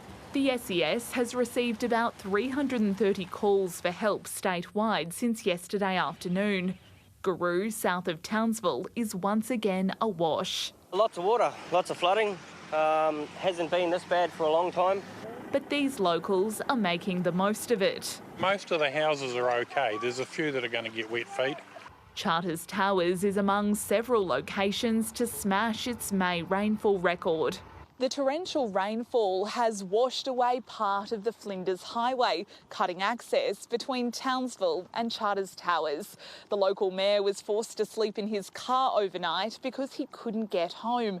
A temporary bypass is now open. While we do plan for a lot of disaster management, Charters Towers being an island is not one of those things. In central Queensland, the rain is bringing mixed fortunes for farmers. Any more wet weather could damage Renee Anderson's mung bean crop, and the downpour has come at the wrong time for some cotton growers who were ready to harvest. Those that are sort of just about to pick, it's really quite sort of devastating for them. All Gold Coast beaches are closed as dangerous swells pummel the coastline. The rain band is set to shift offshore and track south, meaning more wet weather on the way. Lily Knopfling, ABC News, Townsville. More than 90% of coral reefs surveyed on the Great Barrier Reef has suffered some form of bleaching this summer, according to a new report. It's the reef's 4th mass bleaching event in 7 years and the first to occur under La Niña conditions, which historically bring cooler weather. The Marine Park Authority's annual snapshot says 91% of reefs surveyed in March experienced bleachings, but early signs suggest a low mortality rate. If the 2022 event follows the pattern of the 2020 and we see very little coral mortality as a consequence, then that will be relatively good news even in this concerning situation. Environmentalists are urging more action by both major parties to lower emissions to ensure the reef's long-term survival. The shattered parents of a little girl who died in a Melbourne hospital say medical staff repeatedly dismissed them when they sounded the alarm about her deteriorating health. The 8-year-old went into Monash Children's Hospital with suspected appendicitis, but doctors ruled that out and she died less than 24 hours later. Can you guess my song today? Amrita Lanka loved piano and dreamed of becoming a vet. He thinks it's real. But the bright and bubbly 8-year-old went from having mild stomach pain to being critically ill in a matter of hours. And her parents say their repeated pleas to escalate her care were dismissed. If they could put more attention to her, maybe today my Amrita could be sitting next to me. On April 29, Amrita was nauseous and had a fever. A GP referred her to Monash Children's Hospital with suspected appendicitis. She was admitted in the afternoon and by 9 o'clock, hospital staff had ruled out the condition, instead saying it was gastro. She was put on an IV drip and told she could be home by morning, but something immediately felt wrong. My daughter, she's complaining, hard breathing. Can someone come and have a look? Her mother says she pressed the assistance button 5 times throughout the night, and every time she was told the same thing. They told, she got empty stomach, she did not have any food for 2 days, so it's common. You need not worry. But by 6 a.m, she was critical and went into cardiac arrest. Because I wanted to know her last wish, she said, like, no, I don't want anything. We really looked after her very well. So she was happy with the life we gave to her. Amrita Lanka died at 10:17 that morning, 21 hours after she entered the hospital. I'm told the staff who cared for Amrita are shaken by the incident as well, because right now no one knows what caused her death. Monash Health is conducting a full clinical review while both the coroner and Safer Care Victoria are investigating. The trust that I had in the system here, that's broken now. A family desperate for answers as they mourn the loss of their little girl. Cameron Gock, ABC News, Melbourne. Australia needs more trained healthcare workers, but those answering the call from overseas say the process is too hard. Some doctors and nurses are spending years working through their paperwork to move here, and experts say big changes are needed to meet our healthcare staff shortage. Medical reporter Sophie Scott has the story. On the road into Balnarring on Victoria's Mornington Peninsula, you'll find the area's only medical centre.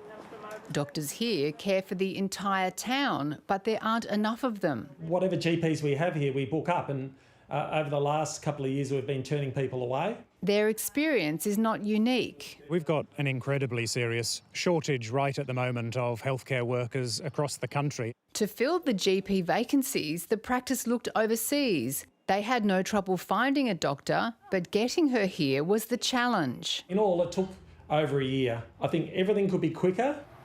As a travel nurse in the US, Josh Gregory is used to transferring his qualifications. Even he found it hard applying to work here. I began this process when I was 32 years old. I'm now 36 years old. To work in healthcare in Australia, applicants must have their credentials checked by the body overseeing their specialty, and then by the Australian Health Practitioner Regulation Agency. I felt like I've essentially had to register as a nurse twice. Then they apply for a work visa. It's felt like I've had to do this 3 times now. The process is simpler in countries like the UK. I don't know that we're anywhere near as competitive as we need to be or as we could be. Both sides of politics say Australia needs overseas staff to address a shortage of healthcare workers. The problem is we don't have a coordinated strategy across the whole country. The Health Practitioners Regulator told the ABC it's open to improvements, but not at the expense of robust assessment. Simon Spalding says any help to get more patient care where it's needed would be welcome. Sophie Scott, ABC News.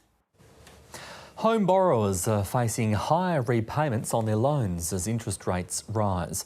But what if mortgage rates could be capped, as Clive Palmer's United Australia Party is promising? Business reporter Michael Yander takes a look at whether it's even possible. Mortgage rates are set to soar, so this might sound like a good idea.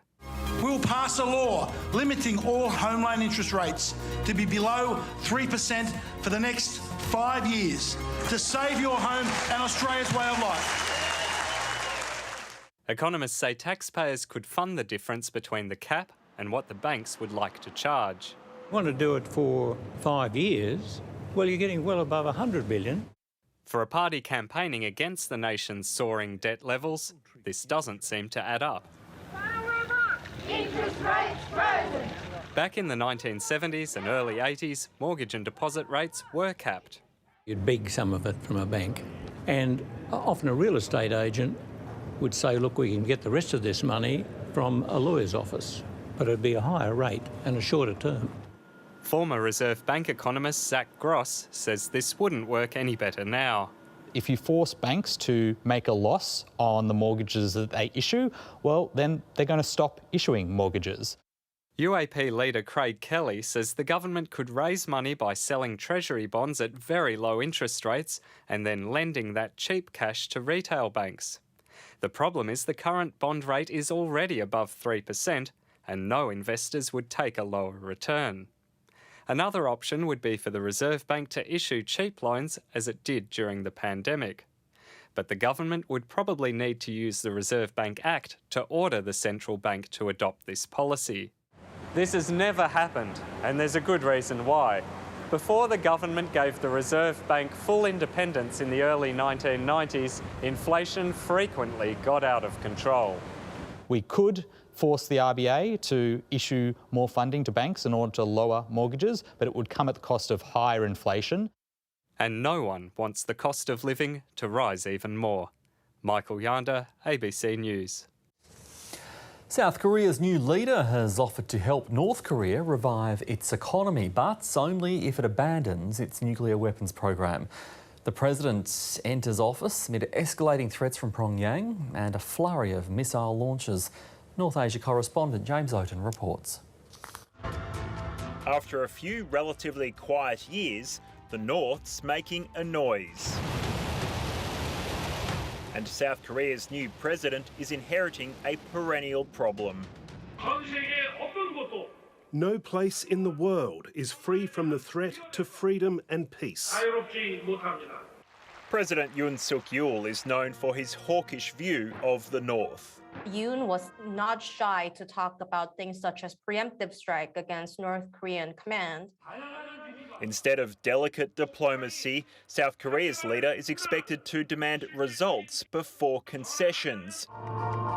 During his inauguration, he made Pyongyang an offer. If North Korea genuinely embarks on a process to complete denuclearisation, we're prepared to work with the international community to present an audacious plan that will vastly strengthen their economy. Pyongyang's posturing is seen as a response to the new leader. It's talked of preemptive strikes and showcased its latest missile technology, including the successful launch of an intercontinental ballistic missile, the first since 2017. Now the United States is warning a nuclear test could be conducted within weeks. It'll push for harder sanctions at the UN Security Council, but convincing permanent members Russia and China is unlikely. It seems that Russia and China and North Korea are they're treading closer than before. A soft response from China to a nuclear test would likely harden the new president's determination to reaffirm his administration's rock-solid commitment to the US alliance. The US President Joe Biden will be visiting Seoul within a couple of weeks before a Quad meeting here in Tokyo with Australia, India and Japan. James Oaten, ABC News, Tokyo. Sri Lankan troops have been ordered to shoot anyone threatening public safety as violent protests spread. The country's president is facing growing pressure to resign. His brother, the Prime Minister, stepped down from his post earlier this week. South Asia correspondent Avani Dias reports. A tourist resort belonging to one of the sons of the former Prime Minister burning to the ground. Dozens of houses owned by politicians in the capital, Colombo, have been set alight by anti-government protesters. The Prime Minister, Mahinda Rajapaksa, resigned earlier this week. He had to be rescued when his official residence was stormed shortly afterwards. The protesters defying a curfew are demanding the President, Gotabaya Rajapaksa, also resign. He's the brother of the Prime Minister, and they're being blamed for leading the country into its worst economic crisis since independence in 1948. No education, no food, economy is at a standstill. The South Asian island nation has been seething for more than a month as protests over a lack of basic services spread from the capital to the countryside. And now soldiers have been given the order to shoot anyone looting property or endangering lives. The order came after 8 people were killed in violent clashes on Monday. Supporters of the Prime Minister attacked anti-government protesters. More than 200 were injured, many had been beaten up. It shouldn't be happening in this country. They want bloodshed again in this country. And people are suffering, and the people are living with 1 meal per day. Can you imagine? Can you imagine? Former Prime Minister Mahinda Rajapaksa, once celebrated as a war hero for defeating the Tamil Tiger rebels, is now a villain to many in his country. With growing violence amid a deepening economic crisis, the ruling party is now using force to take back control of the streets. But the anger isn't going away anytime soon. Avani Dias, ABC News. Ukraine's government says its forces have regained control of villages near the northeastern city of Kharkiv. This drone footage released by Ukraine's armed forces appears to show a Russian tank being destroyed. Ukraine's second largest city has been under constant bombardment since the beginning of Russia's invasion. But advances by Ukraine's military puts them within striking distance of Russian supply lines as Moscow moves to take territory in the north and in the south, eastern Donbas region. We are not confident that the fight in the Donbas will effectively end the war. We assess President Putin is preparing for a prolonged conflict in Ukraine, during which he still intends to achieve goals beyond the Donbas. Russia's also shelling southern cities like Odessa, raising concerns it may try to seize Ukraine's Black Sea coastline all the way to its border with Moldova. The head of the World Health Organization says China's zero COVID strategy is not sustainable. Restrictions are being retightened in Shanghai, frustrating residents who were hoping the month-long lockdown was finally easing. The city's measures have been particularly strict, with thousands of people forced into quarantine. In rare comments on the country's policy, the UN agency says it's time for China to adopt a new plan. When we talk about the zero COVID strategy, we don't think that it's sustainable considering the behaviour of the virus now and what we anticipate in the future. Overall, China has recorded 15,000 COVID-related deaths compared to almost 1 million in the US. The WHO says future virus control strategies must consider individual and human rights.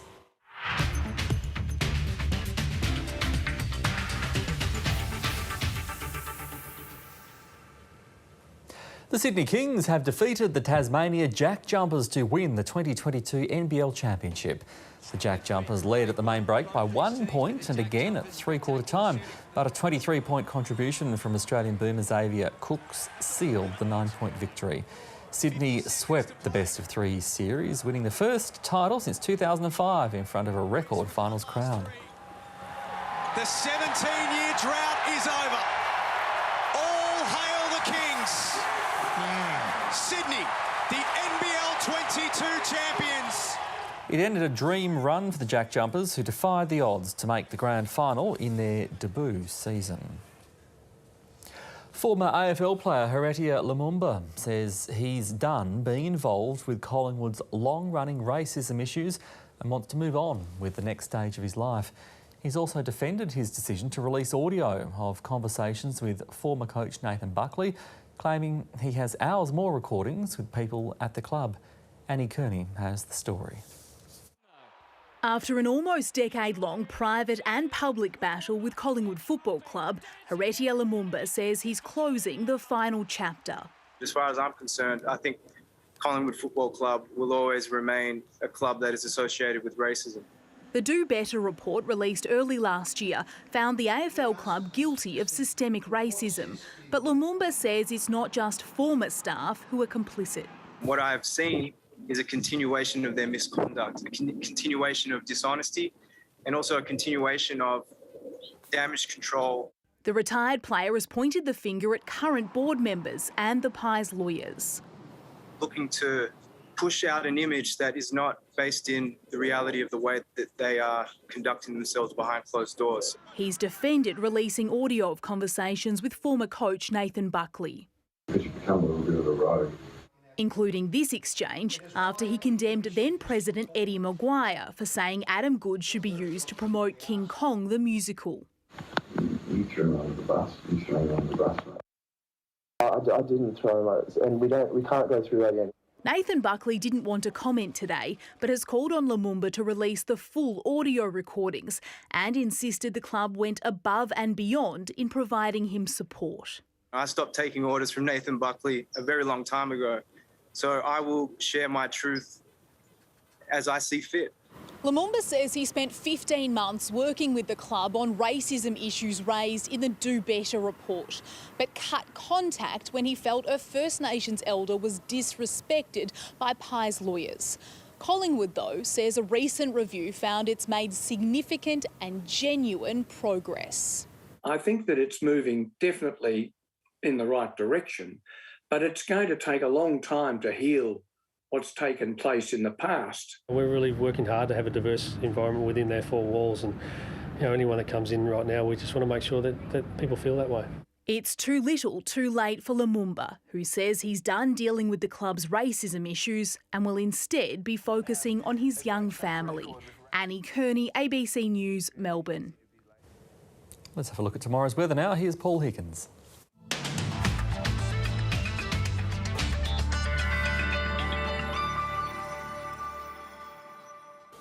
Well, in the west, tropical moisture is streaming in along a trough. It's going to team up with that cold front to create a rain band. Colder air is on the way for the south-west as well. In the east, the rain is now moving southwards across inland parts of New South Wales and tomorrow northern Victoria, and more rain in Queensland and along the east coast. Brisbane will have 25 to 50 millimetres.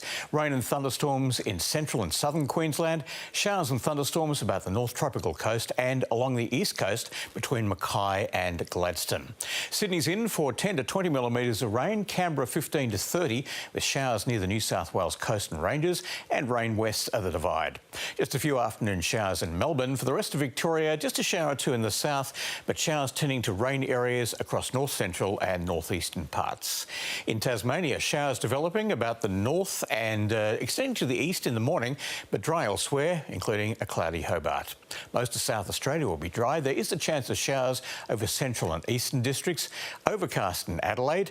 A colder day coming up for southern WA as that rain band moves through. There could be heavy falls on the west and south coasts. 20 to 30 millimetres in Perth. Showers on the northwest Gascoyne and western Pilbara. Mostly sunny over the Territory, apart from the chance of showers about the Tiwi Islands and the northern Daly and northwest Arnhem districts. Good on you, Paul. Thank you very much. And that is ABC Late News 2. The moment, I'm Michael Tetlow. Bye for now.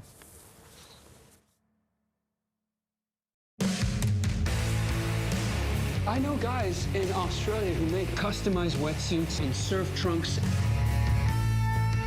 We got to stop running the business out the back of my van. It's not sustainable. I've sustained you so far. Hey, maybe you become a millionaire. Isn't that the dream? Mate, this isn't what I came for. Show them who you really are. Barron's. Log in to ABC iView to stream the series. May 21, Australia decides. Together we can build a better future. Strong economy means a stronger future. Who will be our next PM? Because we're backing you. Australians deserve better. Join Australia's best political minds as we bring you live results seat by seat. Lost 1 or 2 seats to independents. Can the coalition go a fourth term? Or will Labor rise to power? Australia votes. Saturday, May 21 on ABC or live stream on ABC iView.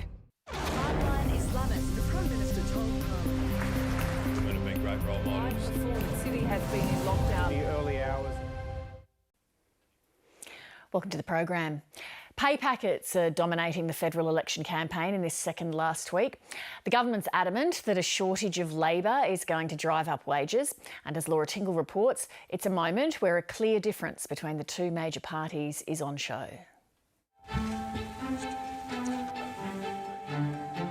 We are only asking that wages be protected from inflation. But the crowd set off down Russell Street with banners flying. Union claims are unsustainable.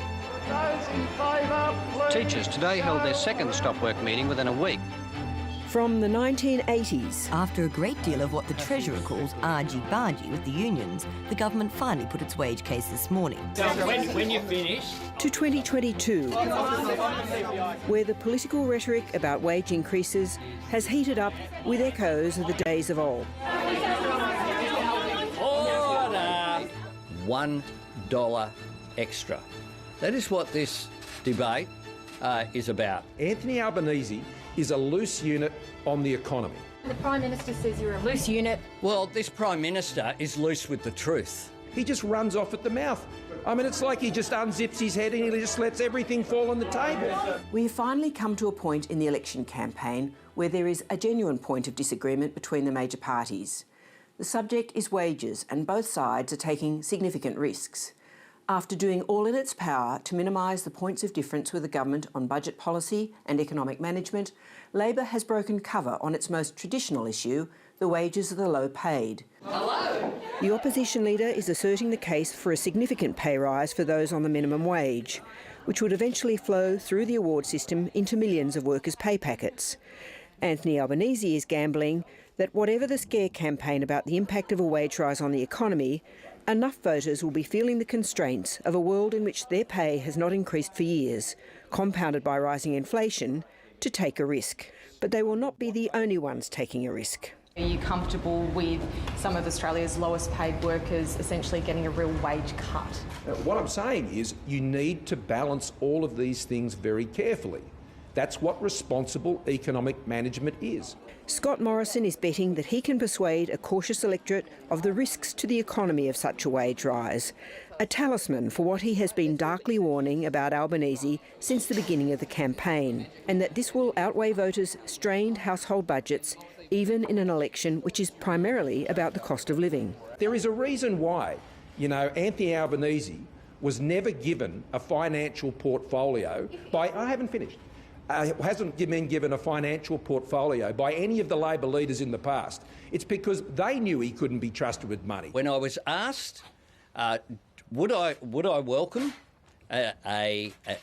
wages for minimum wages keeping up with the cost of living, I answered yes, because I would. We're talking about cleaners. We're talking about retail workers. It is not enough to say thank you for what you did getting us through the pandemic, and then say, we want to cut your real wage. That is what Scott Morrison is saying. So what is the argument technically all about?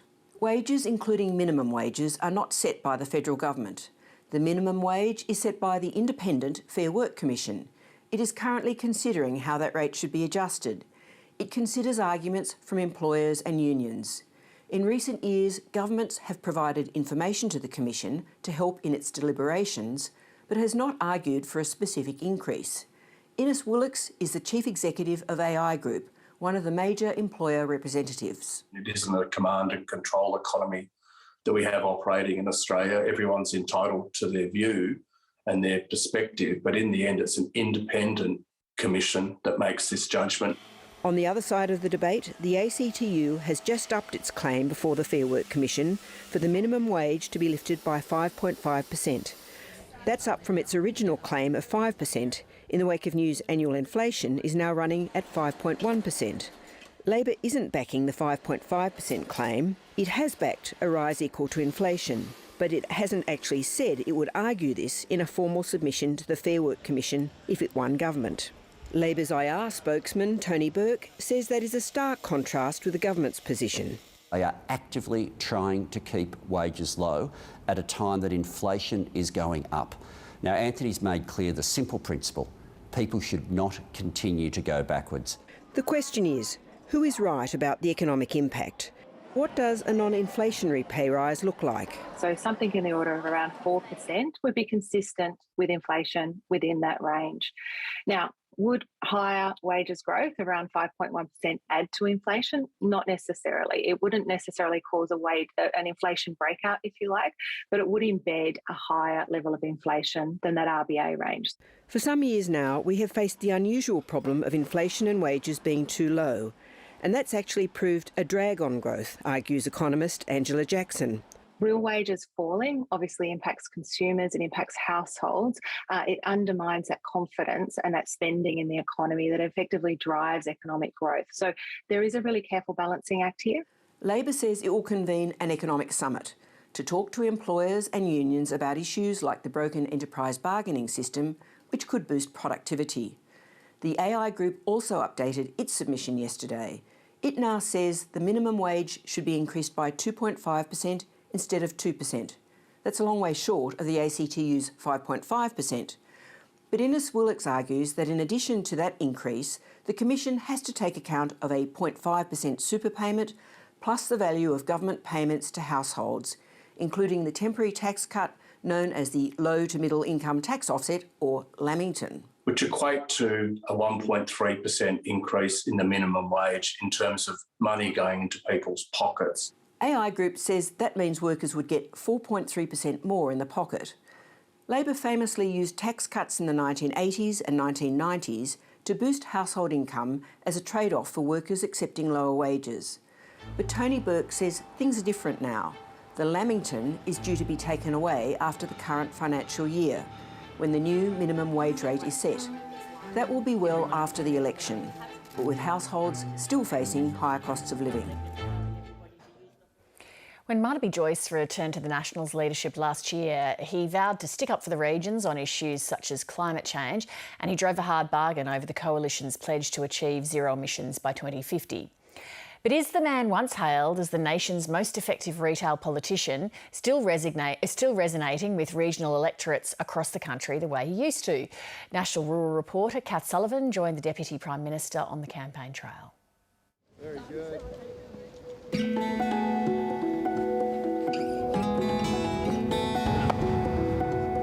3, 2, 1. That's it.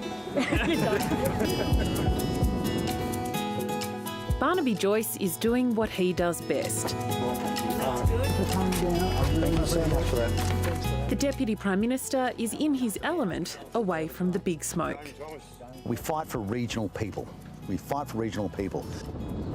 He's had plenty to sell on the hustings, more than $20 billion of projects such as inland rail, dams and roads, much of it earmarked for electorates across northern Australia. And I'm incredibly honoured to be given the opportunity to represent New England. The big infrastructure spend was a trade-off for his party backing the Prime Minister's net zero by 2050 target. I'm making sure that we get the best deal for regional Australia, whether it's net zero or anything else. The climate target is a policy Barnaby Joyce told his party room at the time he didn't personally support. Clearly, some in its ranks still don't. Zero net carbon emissions by 2050, Morrison's document, is a flexible plan. It leaves us wiggle room as we proceed into the future. Yeah, well, the net zero thing is all sort of dead anyway. Some Nationals MPs publicly ridiculed such comments. I'm afraid that Matt Canavan is becoming like that Japanese intelligence officer Onoda who refused to accept that World War II was over and hid in the Philippine jungle for 30 years. Highlighting fractures within the party room. I think what you see with the National Party is really a loose coalition of independents. We have a whole bunch of people from right across regional Australia representing quite diverse communities, all thrown together in the one room. His name is Darren. Thanks, Mum. I'm Darren Chester and I get stuff done. Victorian Nationals MP Darren Chester was dumped from the Nationals front bench after Barnaby Joyce returned to the leadership. He says the party must appeal to a broader constituency. In my electorate of Gippsland, I absolutely represent farmers, but I actually represent more nurses than farmers. The health sector is such an important part of my community. The education sector is an important part of the community. Barnaby Joyce maintains the Nationals stand for more than farmers and miners, but makes no apologies for highlighting the importance of primary industries that underpin the economy. Without that, all the other things that people want, the NDIS, their social security, the pensions, health, education, you can't pay for it. So what we stand for is the reality of how the Australian economy works. Get set. But the man described by some as the nation's most effective retail politician is not front and centre of the campaign in the Victorian seat of Nichols, which the Nationals are fighting to keep. Why haven't you got Barnaby Joyce in your promotional material? Some people seem to make a big deal about that. I mean, it's just the Victorian Nats team. I don't think it's a big deal. Barnaby Joyce has visited Nichols 3 times during the campaign. Here, former agronomist Sam Birrell is running for the Nationals after the retirement of sitting MP Damien Drum. To be honest, you've got to live in a community for 30 years and don't be an arsehole to people. He says the region needs a strong economy and wants assurances that farmers won't lose access to more water from the Murray-Darling Basin. I believe in a coalition government, But if it's all Liberals, I don't think the regions get the focus that they deserve. Back in 2016, Damien Drum won the seat back from the Liberals. It was a huge win for the party and then leader Barnaby Joyce, bolstering the Nats' numbers and influence in Canberra. But there's tougher competition this time around. Not only are the Liberals running, there's an independent attracting plenty of attention. Yeah, it's definitely on. It's just going to come down to the preferences.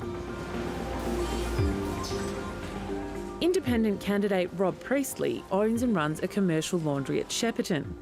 Other than running for council a year and a bit ago, I've never been involved or particularly interested in politics. I've run my business and been involved in community ventures, and this is just out of frustration. His business, which employs more than 300 people, relies on access to affordable energy. He says much of the frustration that's led him to run boiled over when the Nationals were bickering over the Coalition's climate policy.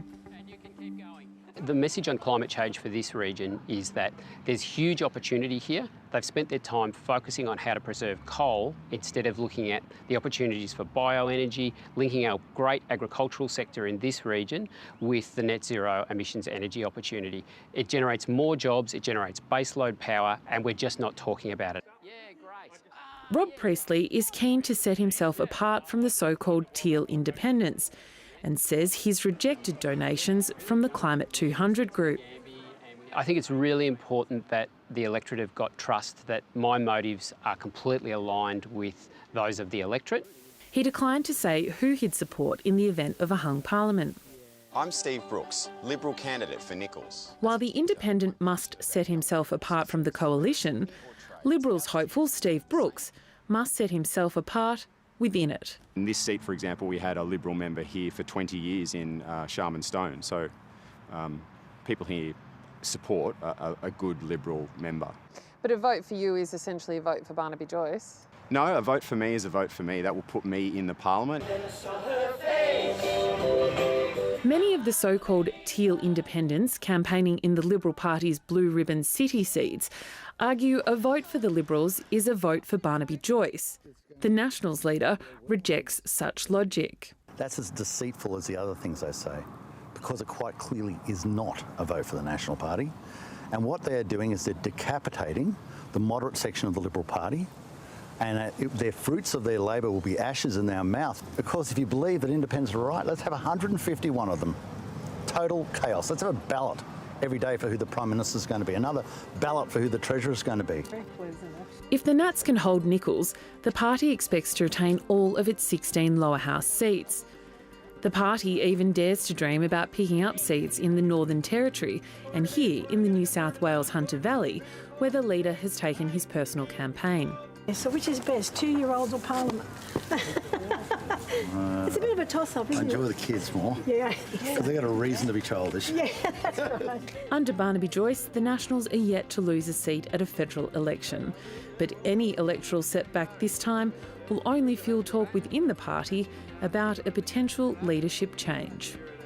The big challenge for the Nationals when we finish this election and the dust settles and we go into choose our leader going forward, whether in government or opposition, is we need to find a way to unite the party room. Is your party room, your federal parliamentary party room, united? Absolutely, because if we have to work together, we bargain together, we get the deal together, we've delivered for Australia together. At every federal election, health is usually a top concern among voters, yet in this campaign it's barely raised a ripple. Both major parties have made modest spending announcements, including making medicines cheaper, but it's notable that off the back of 2 years of health being front and centre during the pandemic, it's all but borderline invisible. This story from Jason Om and producer Raveen Hunjan.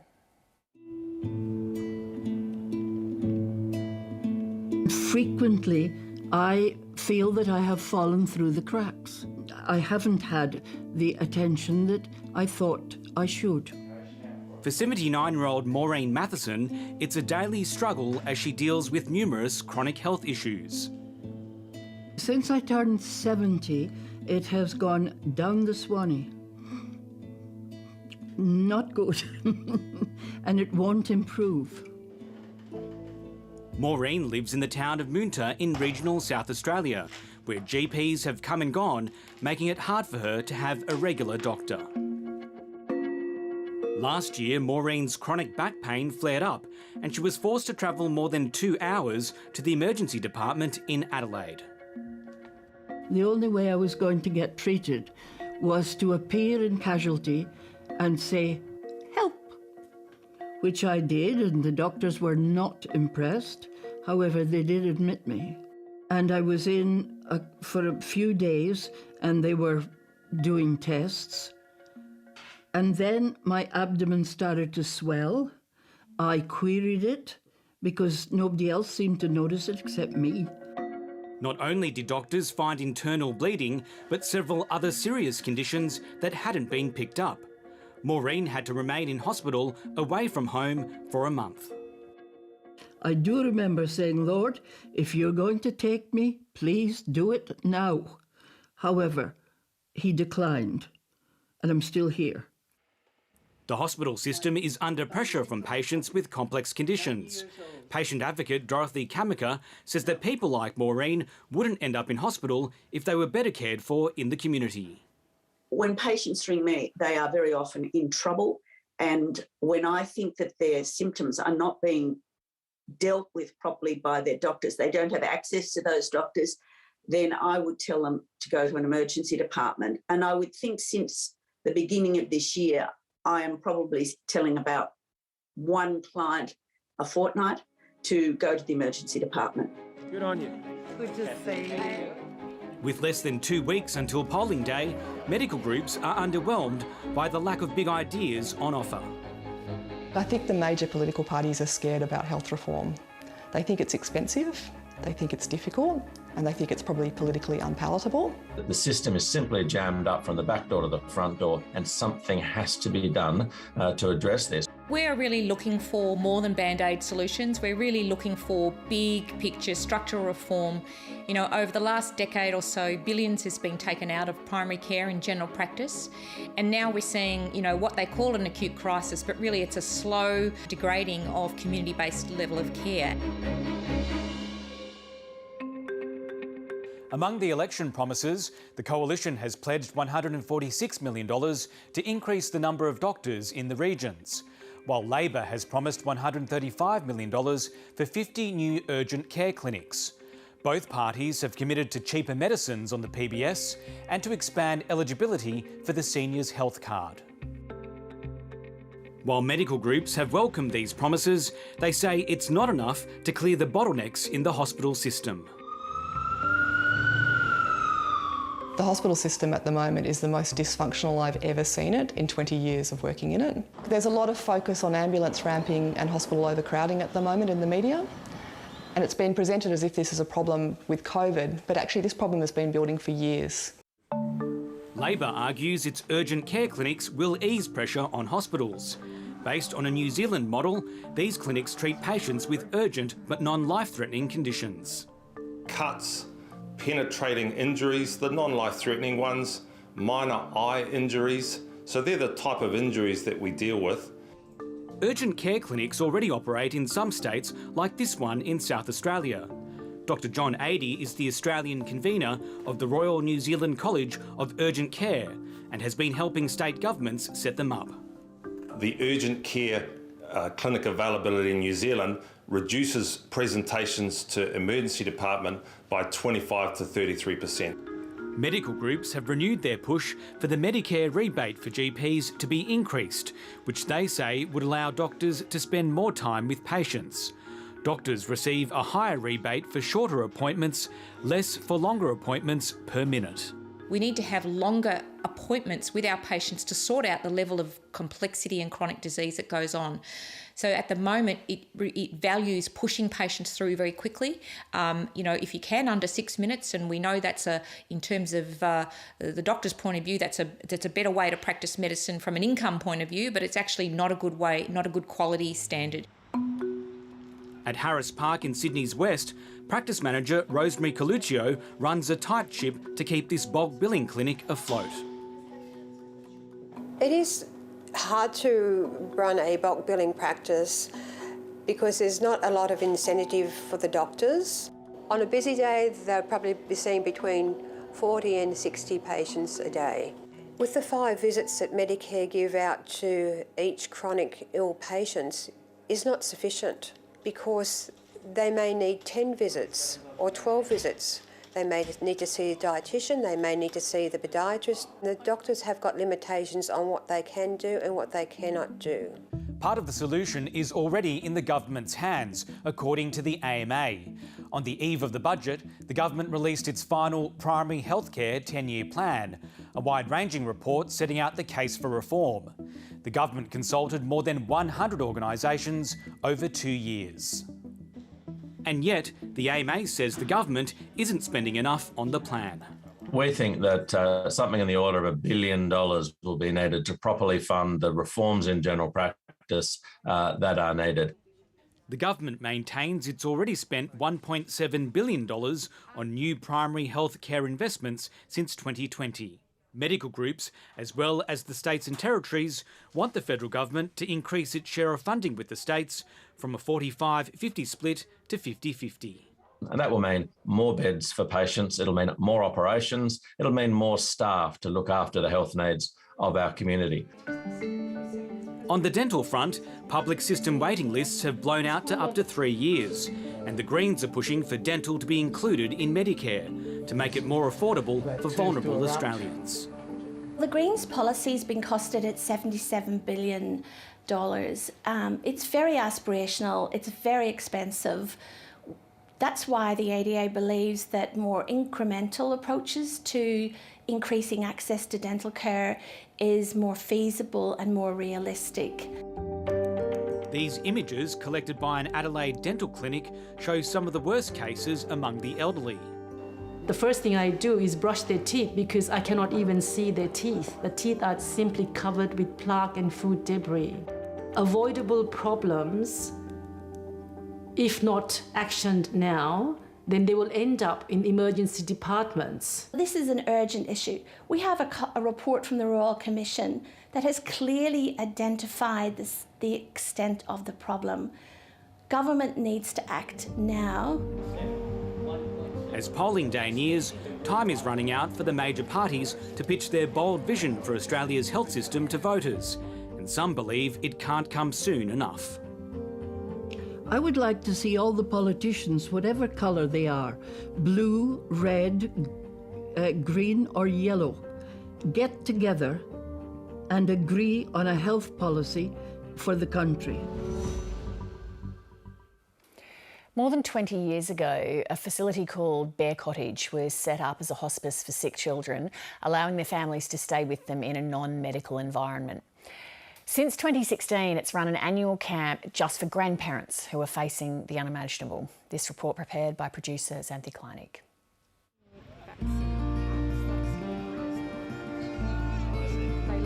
Levi Wheeler, our grandson, very active at school, very active at sports, just a lovable 7-year-old, and his teacher noticed a turn in his eye.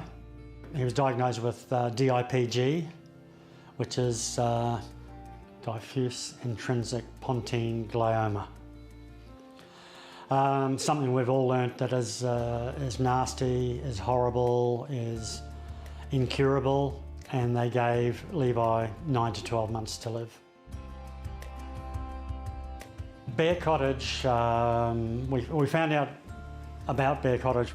It's there for the child and making the child feel as comfortable as possible in their last moments. We were very fortunate to be invited to a grandparents' camp by Bear Cottage. Bear Cottage is a children's hospice. It's the only one in New South Wales. Yeah, so we won't spend too long. We've got a big table and we've got lunch to eat. My name's Judy King and I'm the registered art therapist running the grandparents' camp for this year. There's a sprig of this, a bit of Bear Cottage for everybody to take home. Oh, I love the grandparents. There are support groups, quite well established for support groups for siblings and for parents, not so much for grandparents.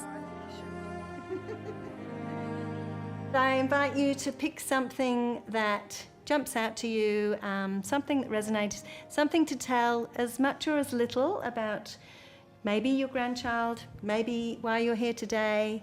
It's just a nice way to just share our stories with something visual. Unfortunately, Levi passed away New Year's Eve 2018.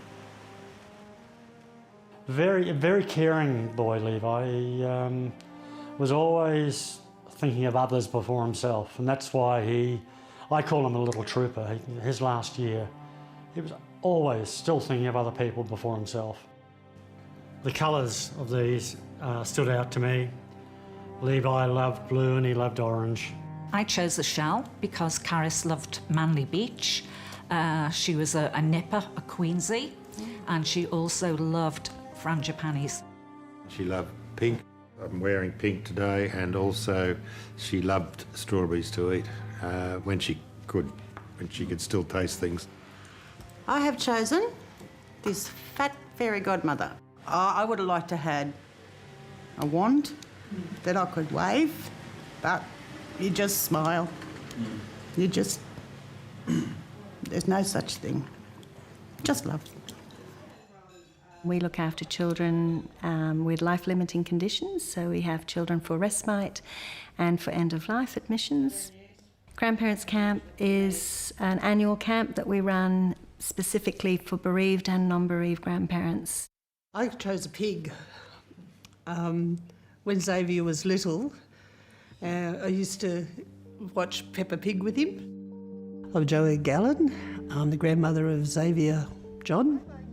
His diagnosis, I'm not sure exactly what it is. It's very rare. He'll be 10 next month, and he's got a lot of little problems, and big problems. His smile makes your day. We've been involved with Bear Cottage for quite a long while. It's fantastic. Everybody look at me, say cheese. Well, it's a place where you can, if you have a child that's palliative, you can come here and you can have a day out or a time out, and that is so hard when you're looking after a child with needs. They're very time consuming and they're very emotionally draining. So this place, Bear Cottage, can help you with that. Some people have gone through more than I've gone through, and I'm going to need help when that happens, and I know I'll get it here.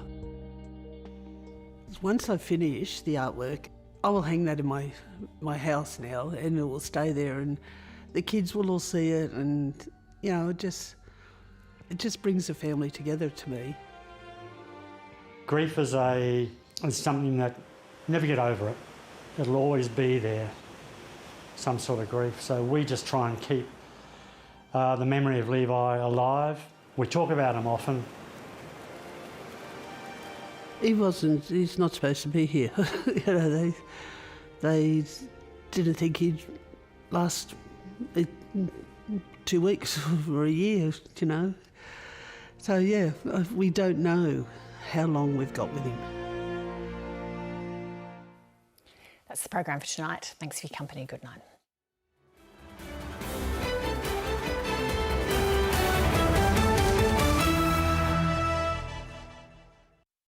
It's the daily destination for everything election. It's about Australians and the decisions they're making. We go beyond the campaign trail Good to be out and about. and speak with all the key players. You don't believe your own government's commitment. If it looks like a duck and it quacks like a duck. Plus expert analysis on the seats that could decide the